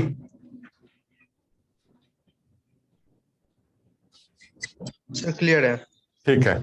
आज नैतिक नहीं आया? हाँ ठीक है, चलिए एक और सवाल लेते हैं। अब देखते हैं अब तुम समझ पाते हो कि नहीं। एक और सवाल लेते हैं। ये बताओ, ये जो मोलालिटी आपने निकाली है सर 500, ये तो आपकी है ना सर? ये तो आपका सोल्यूशन है, तो आप क्या जवाब देंगे? आपकी भी यही हो? कैसी बातें कर रहे हो? तुमने 1000 ml लिया था, हमारा 200 ml है। हम क्या जवाब देंगे? छोड़ो ये ml छोड़ो, क्योंकि तुम्हारी और मेरी मोलालिटी 18 थी, तो हमारी तुम्हारी मोलालिटी भी 500 ही होगी, क्योंकि हम दोनों एक ही टंकी से आए। और एक ही टंकी से निकल के आने वालों के अमाउंट कम ज्यादा हो सकते हैं, लेकिन मोलालिटी या सारे कॉन्सेंट्रेशन टर्म सेम। सृष्टि क्लियर है बेटा? Yes sir. ठीक है। इधर जो एक बच्चा बिल्कुल तुम लोग के, सृष्टि तुम्हारे राइट में बैठा है, वो पढ़ रहा है।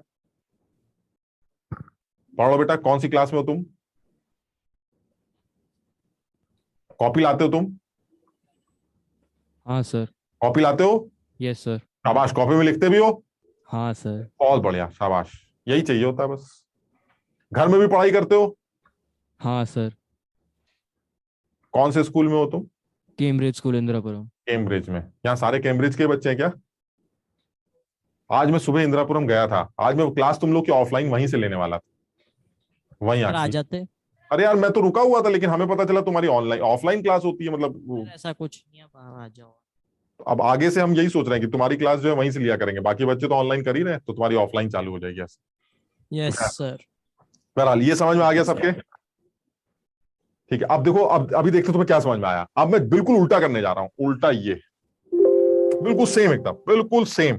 और अगर तुम चाहो तो बिल्कुल सेम ही तरह के सवाल की प्रैक्टिस अगर दोबारा करना चाहो तो एक सवाल और दे सकता हूं, नहीं तो इसी सवाल को उल्टा कर सकता हूं। मतलब तुम्हें दोनों में से दोनों ऑप्शन तुम जो चाहो कर सकते हैं।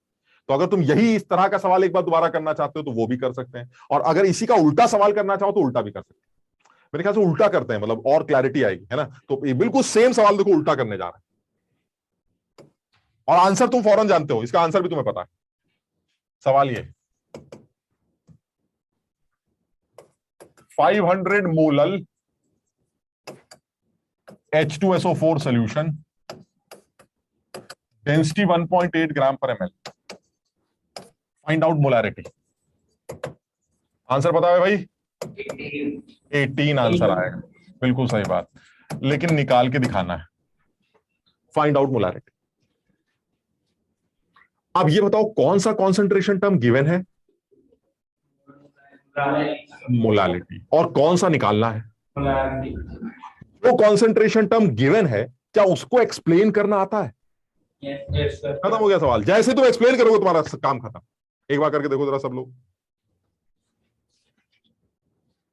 पीछे पलट के चाहो तो देख सकते हो मोलालिटी को कैसे एक्सप्लेन किया गया। सोल्यूशन तो छुपा के रखा है, तो आप अपने सोल्यूशन को छुपा के रखिए सर, हम अपना सोल्यूशन डिफाइन कर देंगे ना, बात खत्म। और अपने की निकाल लेंगे मोलालिटी, और आपकी भी यही होगी। एक ही टंकी वाली कहानी बस। 500 moles of H2SO4 dissolves in 1 kg solvent. Very good. यानी कि मोलालिटी को लिखने का तरीका हो गया, अगर मोलालिटी 500 है यानी 500 moles of H2SO4 dissolve in 1 kg या फिर 1000 ग्राम सॉल्वेंट। बिल्कुल सही कह रहे हो। तुम बताओ जरा, ऐसा लिखते ही तुम्हारी एक टेंशन खत्म हो गई। जरा जल्दी से बताओ, मोलारिटी निकालने के लिए क्या क्या चाहिए होता है? Moles of solute. Moles of, एक तो सल्यूट चाहिए होता है, बिल्कुल सही कह रहे हो। Volume of the solution in liter. बिल्कुल सही, वॉल्यूम ऑफ सोल्यूशन चाहिए लीटर में। अच्छा, एक टेंशन खत्म होती हुई दिख रही है? Moles. ये देखिए सर, मोल्स ऑफ सोल्यूट तो आ गए, एक काम तो ऐसे खत्म हो गया। बस एक डिनोमिनेटर की टेंशन है, बस वॉल्यूम चाहिए सर मुझे। अच्छा आ गया ना, ये क्या है सर? ये तो ग्राम है सर। किसके? सॉल्वेंट के। ठीक, यहां से क्या सोल्यूट के ग्राम दिखते हैं?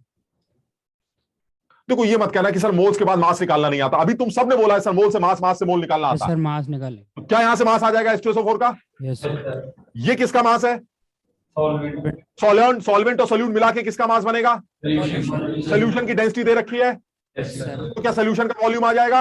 वॉल्यूम यहां पुट कर देंगे, मास आंसर आ जाएगा। करो।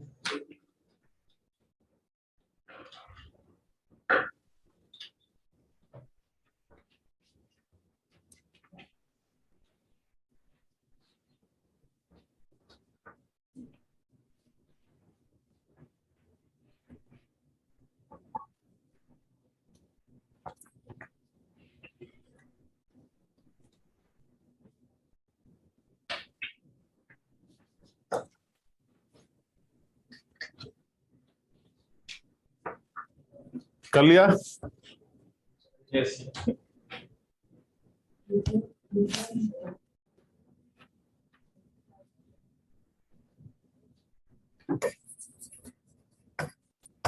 मास ऑफ सल्यूट निकाल लेते हैं। 500 इंटू 98, 49,000 ग्राम्स। और मास ऑफ सॉल्वेंट ऑलरेडी हमें पता ही है 1000 ग्राम्स। दोनों को जोड़ दें तो मास ऑफ सॉल्यूशन आ जाएगा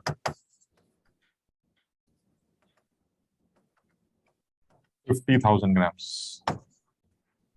अगर तुम्हें वॉल्यूम दे रखा निकालना हो तो volume of solution is equal to mass of solution divided by density. Mass solution का 50,000 ग्राम, डेंसिटी 1.8 ग्राम पर ml, तो ये आ जाएगा 50,000 डिवाइडेड बाय 1.8 ml। आ गया वॉल्यूम? बस फॉर्मूले में पुट कर देते हैं। क्या आएगा आंसर? ऊपर न्यूमरेटर में 500 और डिनोमिनेटर में 50,000 डिवाइडेड बाय 1.8। ये तो ml में होगा, लीटर में 1000 से डिवाइड करोगे वो 1000 ऊपर चला जाएगा, सॉल्व करोगे तो ये 18 मोलर आंसर आ जाएगा।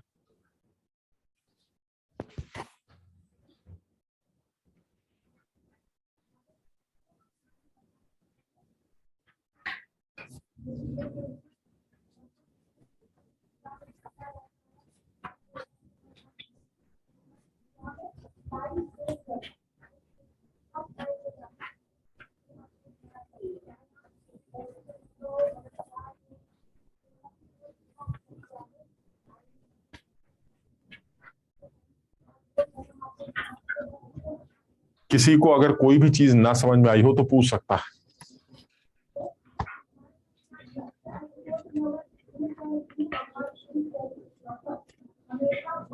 लवली ठीक है बेटा? हाँ सर।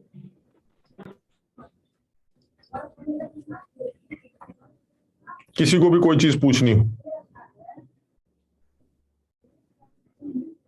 आगरा वाले बच्चे सबको समझ में आ गया है? इस तरह का कोई भी सवाल आएगा कर लोगे? गुड। चलिए और आगे बढ़ते हैं। अब एक और कंसंट्रेशन टर्म लिखूंगा, फिर इनको मिक्स करूंगा। तीसरा कंसंट्रेशन टर्म में डिफाइन करने जा रहा हूं, मोल फ्रैक्शन। ये तीसरा कंसंट्रेशन टर्म, इसको ऐसे काई से रिप्रेजेंट करते हैं, ऐसे एक्स एक्स जैसा बनाते हैं, ऐसे कुछ छोड़ो इसको, मैं तो एक्स ही बोलूंगा, लेकिन बोला काई, काई जाता है, काई। इसका सिंबल जो है ना, इसको काई बोलते हैं, काई। ठीक, तो सपोज एक्स एक्स बोल देते हैं, चलो झंझट खत्म। यानी मोल फ्रैक्शन नाम से क्या लगता है बताओ? आप सोल्यूशन की बात कर रहे हैं और सोल्यूशन की एक नई कॉन्सेंट्रेशन टर्म डिफाइन कर रहे हैं, मोल फ्रैक्शन। यानी सोल्यूशन में क्या होगा सर? एक तो आपके पास सोल्यूट होगा, मान लीजिए N1 मोल्स आपके सोल्यूट के हैं और N2 मोल्स आपके सॉल्वेंट के। बस खत्म हो गया, अब तो तुम खुद ही समझ जाओगे।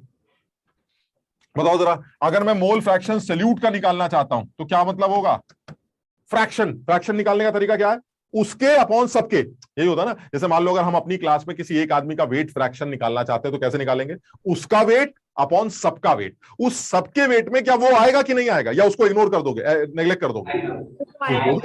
यानी उस मतलब जैसे अगर मान लो मैं अपना वेट फ्रैक्शन निकालना चाहता हूं तो मेरा वेट अपॉन हमारा वेट, उस हमारे में हम सब आएंगे।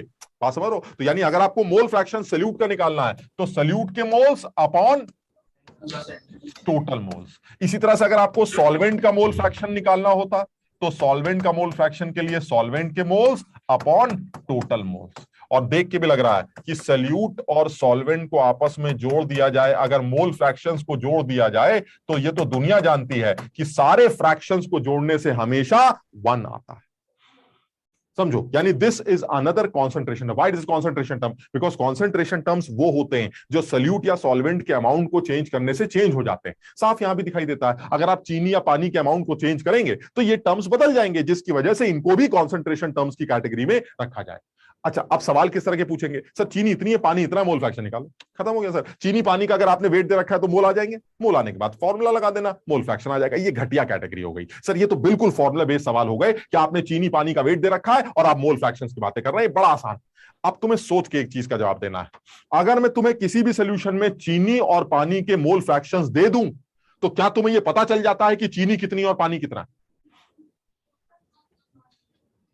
For any solution if the mole fractions of solute and solvents are given, तो क्या इससे ये पता चल गया कि how much solute and how many moles of solvent are dissolved?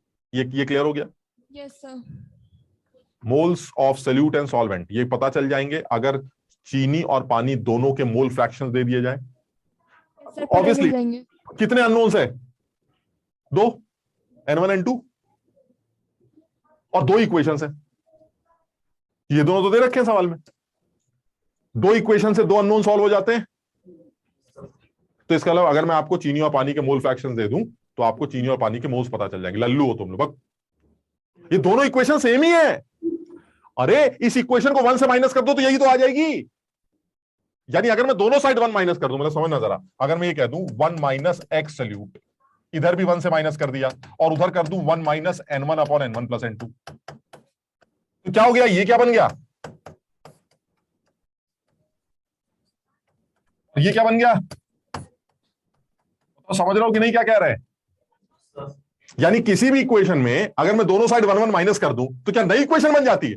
They are only one equation. मतलब अगर आपने सल्यूट का मोल फ्रैक्शन दे रखा है और सॉल्वेंट का भी दे रखा है, क्यों दे रखा है? सॉल्वेंट का मोल फ्रैक्शन तो मैं खुद निकाल लूंगा 1 में से माइनस करके। नहीं समझे बात? मतलब मैं ये बताना चाह रहा हूं, जो जनरली बच्चे कंफ्यूज होते हैं, इसलिए सब लोग इस बात को याद रख लें, अगर मुझे सल्यूट का और सॉल्वेंट का या दोनों में से किसी एक का भी मोल फ्रैक्शन गिवन, तो इसका ये बिल्कुल मतलब नहीं होता कि आपको सल्यूट और सॉल्वेंट के मोल्स गिवन। आप मोल्स कभी नहीं निकाल सकते, बिल्कुल नहीं निकाल सकते। हाँ एक काम कर सकते हैं सर, मोल्स के रेशोज के बारे में बात कर सकते हैं कि अगर चीनी इतनी तो पानी इतना होगा, अगर चीनी दुगनी होगी तो पानी भी दुगना होगा। बात समझ लो मेरी क्या कहना चाह रहा हूं मैं? यानी आप इतना कह सकते हैं कि सर चीनी और पानी का जो रेशो होगा मोल्स का, वो निकाल सकता हूं मैं, लेकिन हम ये कभी नहीं बता सकते कि चीनी एग्जैक्टली कितनी है और पानी एग्जैक्टली कितना। यानी किसी भी सल्यूट या सॉल्वेंट के मोल फ्रैक्शंस को देखकर आप इतना अंदाजा लगा सकते हैं कि चीनी और पानी का रेशो क्या है मोल्स का, लेकिन यह अंदाजा नहीं लगा सकते कि सॉल्यूशन में चीनी कितनी है और पानी कितना। बताओ ये वाली बात सब लोग समझ रहे हैं कि नहीं? मतलब तुम्हें ऐसा लग रहा होगा कि मेरे पास 2 इक्वेशन है, 2 नहीं है, ये एक ही इक्वेशन है भाई। एक अगर मान लो एक इक्वेशन है y plus x is equal to 3, ठीक। अब तुम बताना जो मैं लिखने जा रहा हूं वो नई इक्वेशन है क्या? 1 minus y plus x is equal to -2, ये नई इक्वेशन है या same?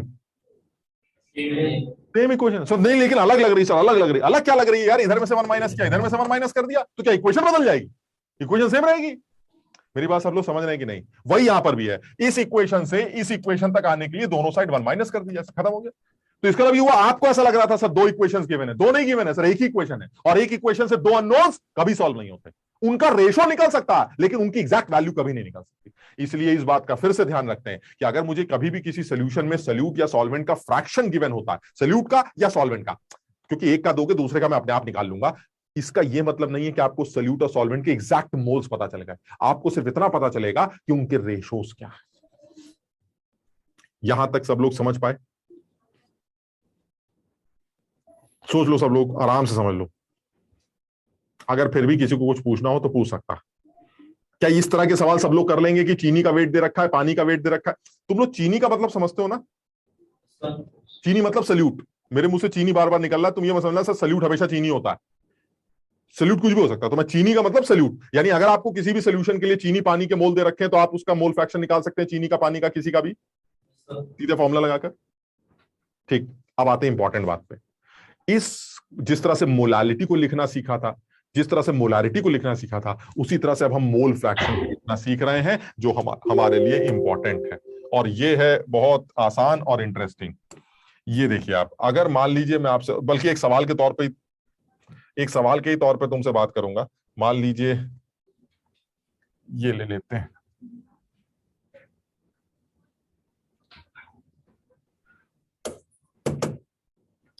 Mole fraction of urea in its aqueous solution is 1/31. Find out its molality. तुम कहोगे यार ये सब क्या कर रहे हैं सर आप, और मैं तुम्हें बता रहा हूं ये बिल्कुल सब आईआईटी लेवल के सवालों के बारे में डिस्कशन कर रहे हैं, बिल्कुल। लेकिन सर ये मुझे सिर्फ ये बताइए, आपने मुझसे ये कहा है कि कंसंट्रेशन टर्म्स के इंटर कन्वर्जन का सवाल है या नहीं, पहले ये बताइए। है, कौन सा कॉन्सेंट्रेशन टर्म गिवन है और कौन सा निकालना है? मोल फ्रैक्शन गिवन है और मोलालिटी निकालना है। तो सर ये तो आपने बिल्कुल साफ साफ बोला है कि जब कभी इंटर कन्वर्जन का सवाल आता है तो जो कॉन्सेंट्रेशन टर्म गिवन होती है पहले उसको अंग्रेजी में लिख लिया जाता है। याद है अभी 18 मोलर को कैसे लिखा था? 18 moles of H2SO4 dissolve in 1 litre solution. फिर आपने 500 मोलर को कैसे लिखा था? 500 moles of solute dissolve in 1 kg solvent. यही है। तो सर आज मोल फ्रैक्शन गिवन है, इसको कैसे लिखते हैं सर? इसको भी तो लिखना सिखा दीजिए, काम चल जाएगा। अब देखो तुम्हारे सामने इसको लिखने का तरीका बता रहा हूं। यूरिया, ये यूरिया तुम्हें याद रखना पड़ेगा, हम अभी बता देंगे। यूरिया इज, शायद सुना भी हो तुमने, NH2CO NH2, इसे यूरिया कहते हैं। इसका मॉलिक्यूलर वेट 60 ग्राम होता है। बहरहाल ठीक, तो अब उसने कहा कि भाई ये बताइए मोल फ्रैक्शन को कैसे लिखेंगे। अब जरा समझना, मोल फ्रैक्शन ऑफ यूरिया जो है वो 1/31 दे रखा है। मैंने अभी क्या बताया था कि मोल फ्रैक्शन को देखकर क्या तुम्हें कभी पता चल सकता है कि यूरिया कितना है, पानी कितना है? नहीं सर, हमें कुछ नहीं पता चलता। अब देखो मैं एक लाइन लिखूंगा, तुम्हें सब दिखाई देने लगेगा। क्या मैं इस 1/31 को ये लिख सकता हूं? तो तुम्हें सब कुछ दिख रहा है कि नहीं? अब बताओ यूरिया कितना और पानी कितना? नहीं सर, आप तो कह रहे थे यूरिया पानी के मोल कभी बता ही नहीं सकते। अरे तो मैं अपने सोल्यूशन का बता रहा हूं ना, मैं ये थोड़ा कर रहा हूं तुम्हारे सोल्यूशन में। मेरे पास एक सोल्यूशन है जिसमें 1 मोल यूरिया को 30 मोल पानी में घोला गया है, इसीलिए उसका मोल फ्रैक्शन कितना है? 1/31। सर आप अपना सोल्यूशन निकालिए। देखो बेटा, यूरिया तो 2 मोल है, तो आप फौरन पलट के क्या बोलेंगे? सर पानी भी 30 नहीं होगा, पानी 60 होगा। बताओ समझे बात को? अगर यूरिया 2 कर दोगे तो पानी 60 हो जाएगा, यूरिया 3 कर दोगे तो पानी 90 हो जाएगा, ताकि मोल फ्रैक्शन 1/31। कुछ समझ भी पा रहे हो बात को? यानी मैंने फिर अपना एक सोल्यूशन डिफाइन कर दिया है कि 1/31 को ब्रेक कर देते हैं। ब्रेक करते ही सर सब चमकने लगता है। मेरे सोल्यूशन में यूरिया के मोल 1 है और पानी के मोल 30 है, and this is my solution. और मैं अपने सोल्यूशन की मोलालिटी कैलकुलेट करूंगा। मजा की बात यह है, वही आपके सोल्यूशन की भी होगी। क्यों? क्योंकि एक ही टंकी से निकल के आने वालों की मोलालिटीज या हर कॉन्सेंट्रेशन टर्म्स सेम होते हैं। क्लियर है ये वाली बात? क्यों? क्योंकि सोल्यूशंस होमोजीनियस होते हैं। सब लोगों को यहां तक समझ में आया? अब तुम ये बताओ निकालना क्या था? मोलालिटी। जल्दी से बताओ मोलालिटी के लिए क्या क्या चाहिए? न्यूमरेटर में क्या चाहिए? Moles of urea. डिनोमिनेटर में क्या चाहिए?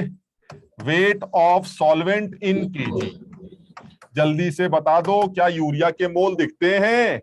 दिखते हैं 1, वो तो सर आपने बता ही दिए। और डिनोमिनेटर में पानी का वेट दिखता है? नहीं सर, वेट तो नहीं दिखता, मोल दिखते हैं। मोल दिखते हैं तो क्या वेट नहीं दिखता? और वो वेट किस यूनिट में रखना है? केजी में। यानी कि सर 540 ग्राम, यानी 540/1000 ऊपर आ जाएगा, and this is 50/27 molal solution. सब लोग चेक करके देख लो।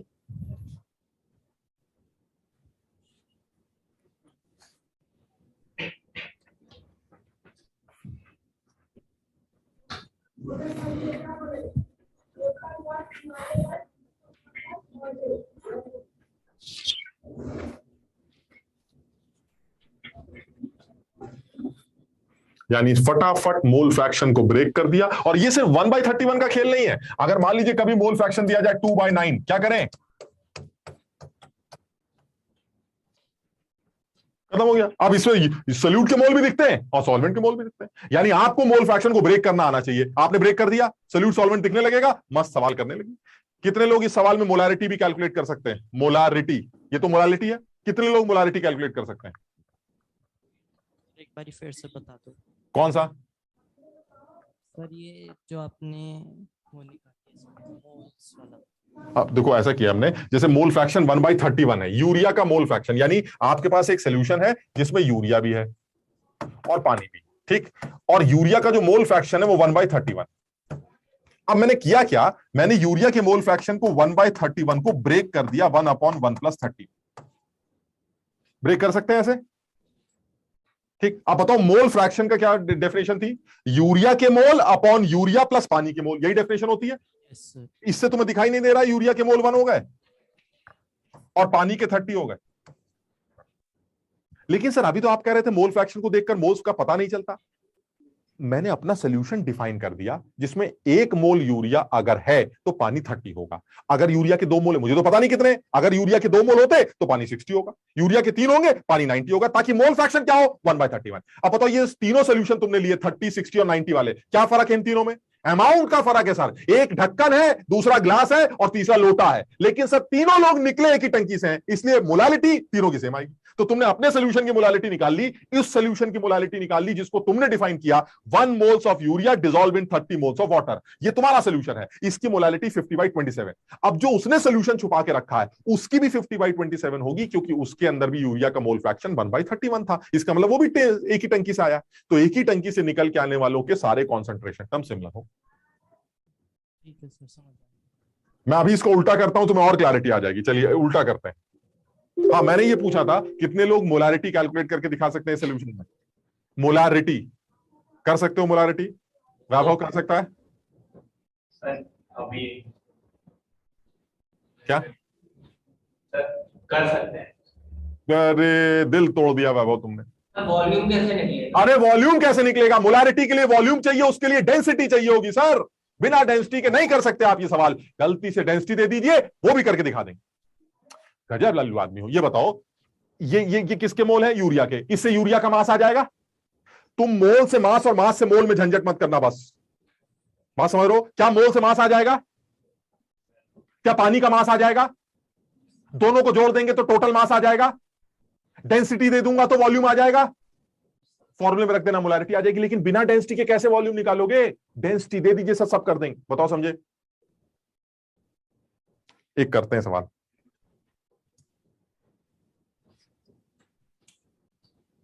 चलो पहले हम उल्टा करते हैं। डेंसिटी वाला थोड़ा सा हो सकता है तुम्हें टफ लग रहा हो, हालांकि बहुत सिंपल चीजें हैं ये। उल्टा 50/27 molal aqueous urea solution, find out mole fraction of urea. क्या ये इंटर कन्वर्जन का सवाल?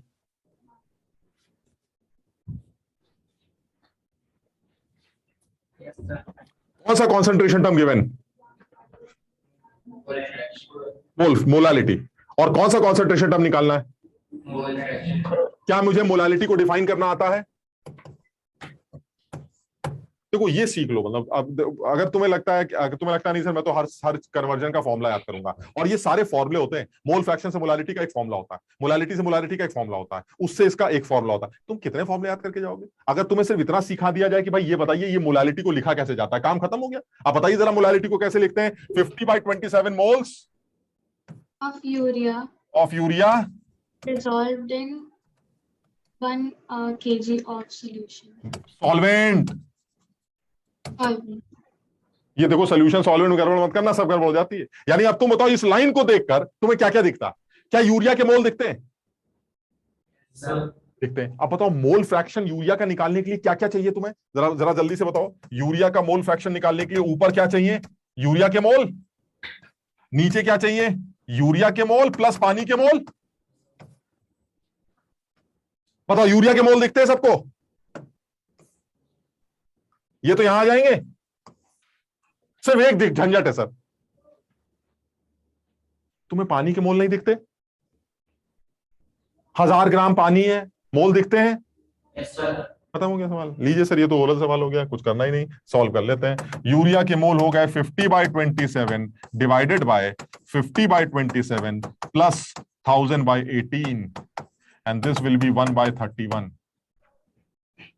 सब लोग अपने आप समझ के देखो, जो हम और आज इससे ज्यादा बात नहीं करेंगे क्योंकि फिर तुम्हें थोड़ा सा ज्यादा लगेगा, लेकिन सब लोग घर में कम से कम इस बात को समझे। हो सकता है ये तुम दोबारा पूछो, हम दोबारा भी करेंगे और इस तरह के और भी एग्जांपल्स लेंगे, लेकिन घर में ये समझना कि यार एक्चुअली खेल क्या है, चल क्या रहा था, चल कुछ नहीं रहा था, सिर्फ एक बात, डेफिनेशन क्या होती, फॉर्मूला क्या होता है, ठीक, प्लस उस डेफिनेशन को अपनी लैंग्वेज में कैसे मेंशन किया जाता है, यानी आप अपने सोल्यूशन को कैसे डिफाइन करेंगे। अगर आपको ये सीख लिया, खेल खत्म। यानी आपने मोलालिटी दे रखी, मैंने डिफाइन कर दिया, इससे पहले आपने मोल फ्रैक्शन दे रखा था, मैंने डिफाइन कर दिया। 1/31 का मतलब है 1 मोल यूरिया को 30 मोल पानी में डाल दिया, ये मेरा सोल्यूशन है सर। आपने क्या ले रखा, मुझे इससे मतलब नहीं। मेरी बात सब लोग समझ भी रहे हैं कि नहीं? यानी जब कभी इंटर कन्वर्जन का सवाल आएगा तो जो कॉन्सेंट्रेशन टर्म गिवन होगा उस कॉन्सेंट्रेशन टर्म को से आप अपना एक सोल्यूशन डिफाइन कर दीजिएगा और उस सोल्यूशन के लिए सारी चीजें निकाल लीजिएगा और वो सारे आंसर उस आदमी के सोल्यूशन के लिए भी एप्लीकेबल होंगे क्योंकि एक ही टंकी से आए हैं। सृष्टि समझ में आया बेटा? सर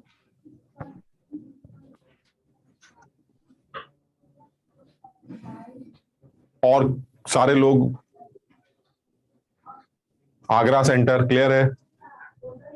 एक बार इसको सब लोग रिवाइज करेंगे, अगली क्लास में इस तरह के और अच्छे सवाल और भी सवाल करेंगे ताकि बिल्कुल पक्का हो जाए। अभी हमने सिर्फ 3 कॉन्सेंट्रेशन टर्म डिफाइन, अभी 3-4 कॉन्सेंट्रेशन टर्म्स और डिफाइन करेंगे, फिर उनको आपस में लिंक करना, मर्ज करना, खिचड़ीबाजी, सब समझ रहे हो, सब चलेगा। तो सब लोग एक बार इसको रिवाइज कर लें तमीज से एकदम, ठीक। आदित्य, अक्षरा, कोमल, लवली, यस सर, आदर्श, अर्शदीप, सबको समझ में आ गया? तो एक बार सब लोग इसको रिवाइज कर लेंगे। Yes, sir. हम इसके बारे में अगली क्लास में बात करेंगे। और इधर जो इंदिरापुरम वाले बच्चे हैं, हालांकि वो लोग काफी आगे से ये बैठ रहे हैं, कुछ समझ में आया भाई? सारुषा और जो बच्चे हैं वो कैम्ब्रिज हैं। तुम किस स्कूल में हो भाई? आगे वाले सारुषा, तुम किस स्कूल में हो बेटा? Sir it's आरुषा। आरुषा, अच्छा मैं आरुषा, तुम किस क्लास में हो और किस सर एस्पम स्कॉटिश। और ये बगल वाला बच्चा सर मैं एल्कॉन पब्लिक स्कूल में हूँ। एल्कॉन मयूर विहार में? Yes sir. अच्छा, एल्कॉन में तो यार बड़े हमारे पुराने बहुत सारे स्टूडेंट थे जो बहुत दूर दूर निकल गए, पढ़ पढ़ के बहुत बड़े अच्छे बच्चे थे। तब मैं रेजोनेंस में हुआ करता था। और बताए, हाँ और बताए पीछे वाले बच्चे किस स्कूल में? हाँ, रैली इंटरनेशनल स्कूल। रैली में, अच्छा। और उसके पीछे सृष्टि तुम? सर मैं वनस्थली में हूँ।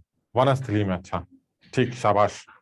तो सब लोग एक बार सारी चीजें एक बार रिवाइज करेंगे, कायदे से रिवाइज करेंगे। जिसको जो डाउट होगा अगली क्लास में ऐसी फटाफट कुछ कर लेंगे, लेकिन अभी और भी इस तरह के सवाल करेंगे, ठीक। मेरा सजेशन ये है, तुम चाहो तो सवालों को अपने मन से बना सकते हो, ठीक है, उल्टा सीधा करके। अदरवाइज तुम सिर्फ ये समझो कि हमने सवाल किए कैसे हैं, हमने कोई फॉर्मूला नहीं लगाया, हमने सिर्फ हर कॉन्सेंट्रेशन टर्म को पहले पढ़ा, उसको लिखना सीख लिया। यानी हर कॉन्सेंट्रेशन टर्म को अगर लिखना सीख गए तुम, ये लाइन लिखना सीख गए, तो आप समझ लीजिए आपका खेल वहीं खत्म, आप सारे सवाल कर लो। इसलिए फॉर्मूले मत याद करो, आप सिर्फ ये याद करो कि कॉन्सेंट्रेशन टर्म को अपनी लैंग्वेज में डिफाइन कैसे किया जाता है, ताकि हमारे काम आसान हो जाए, ठीक है ना। तो आज इतना ही करते हैं, अगली क्लास में फिर मुलाकात करेंगे। Thank you so much.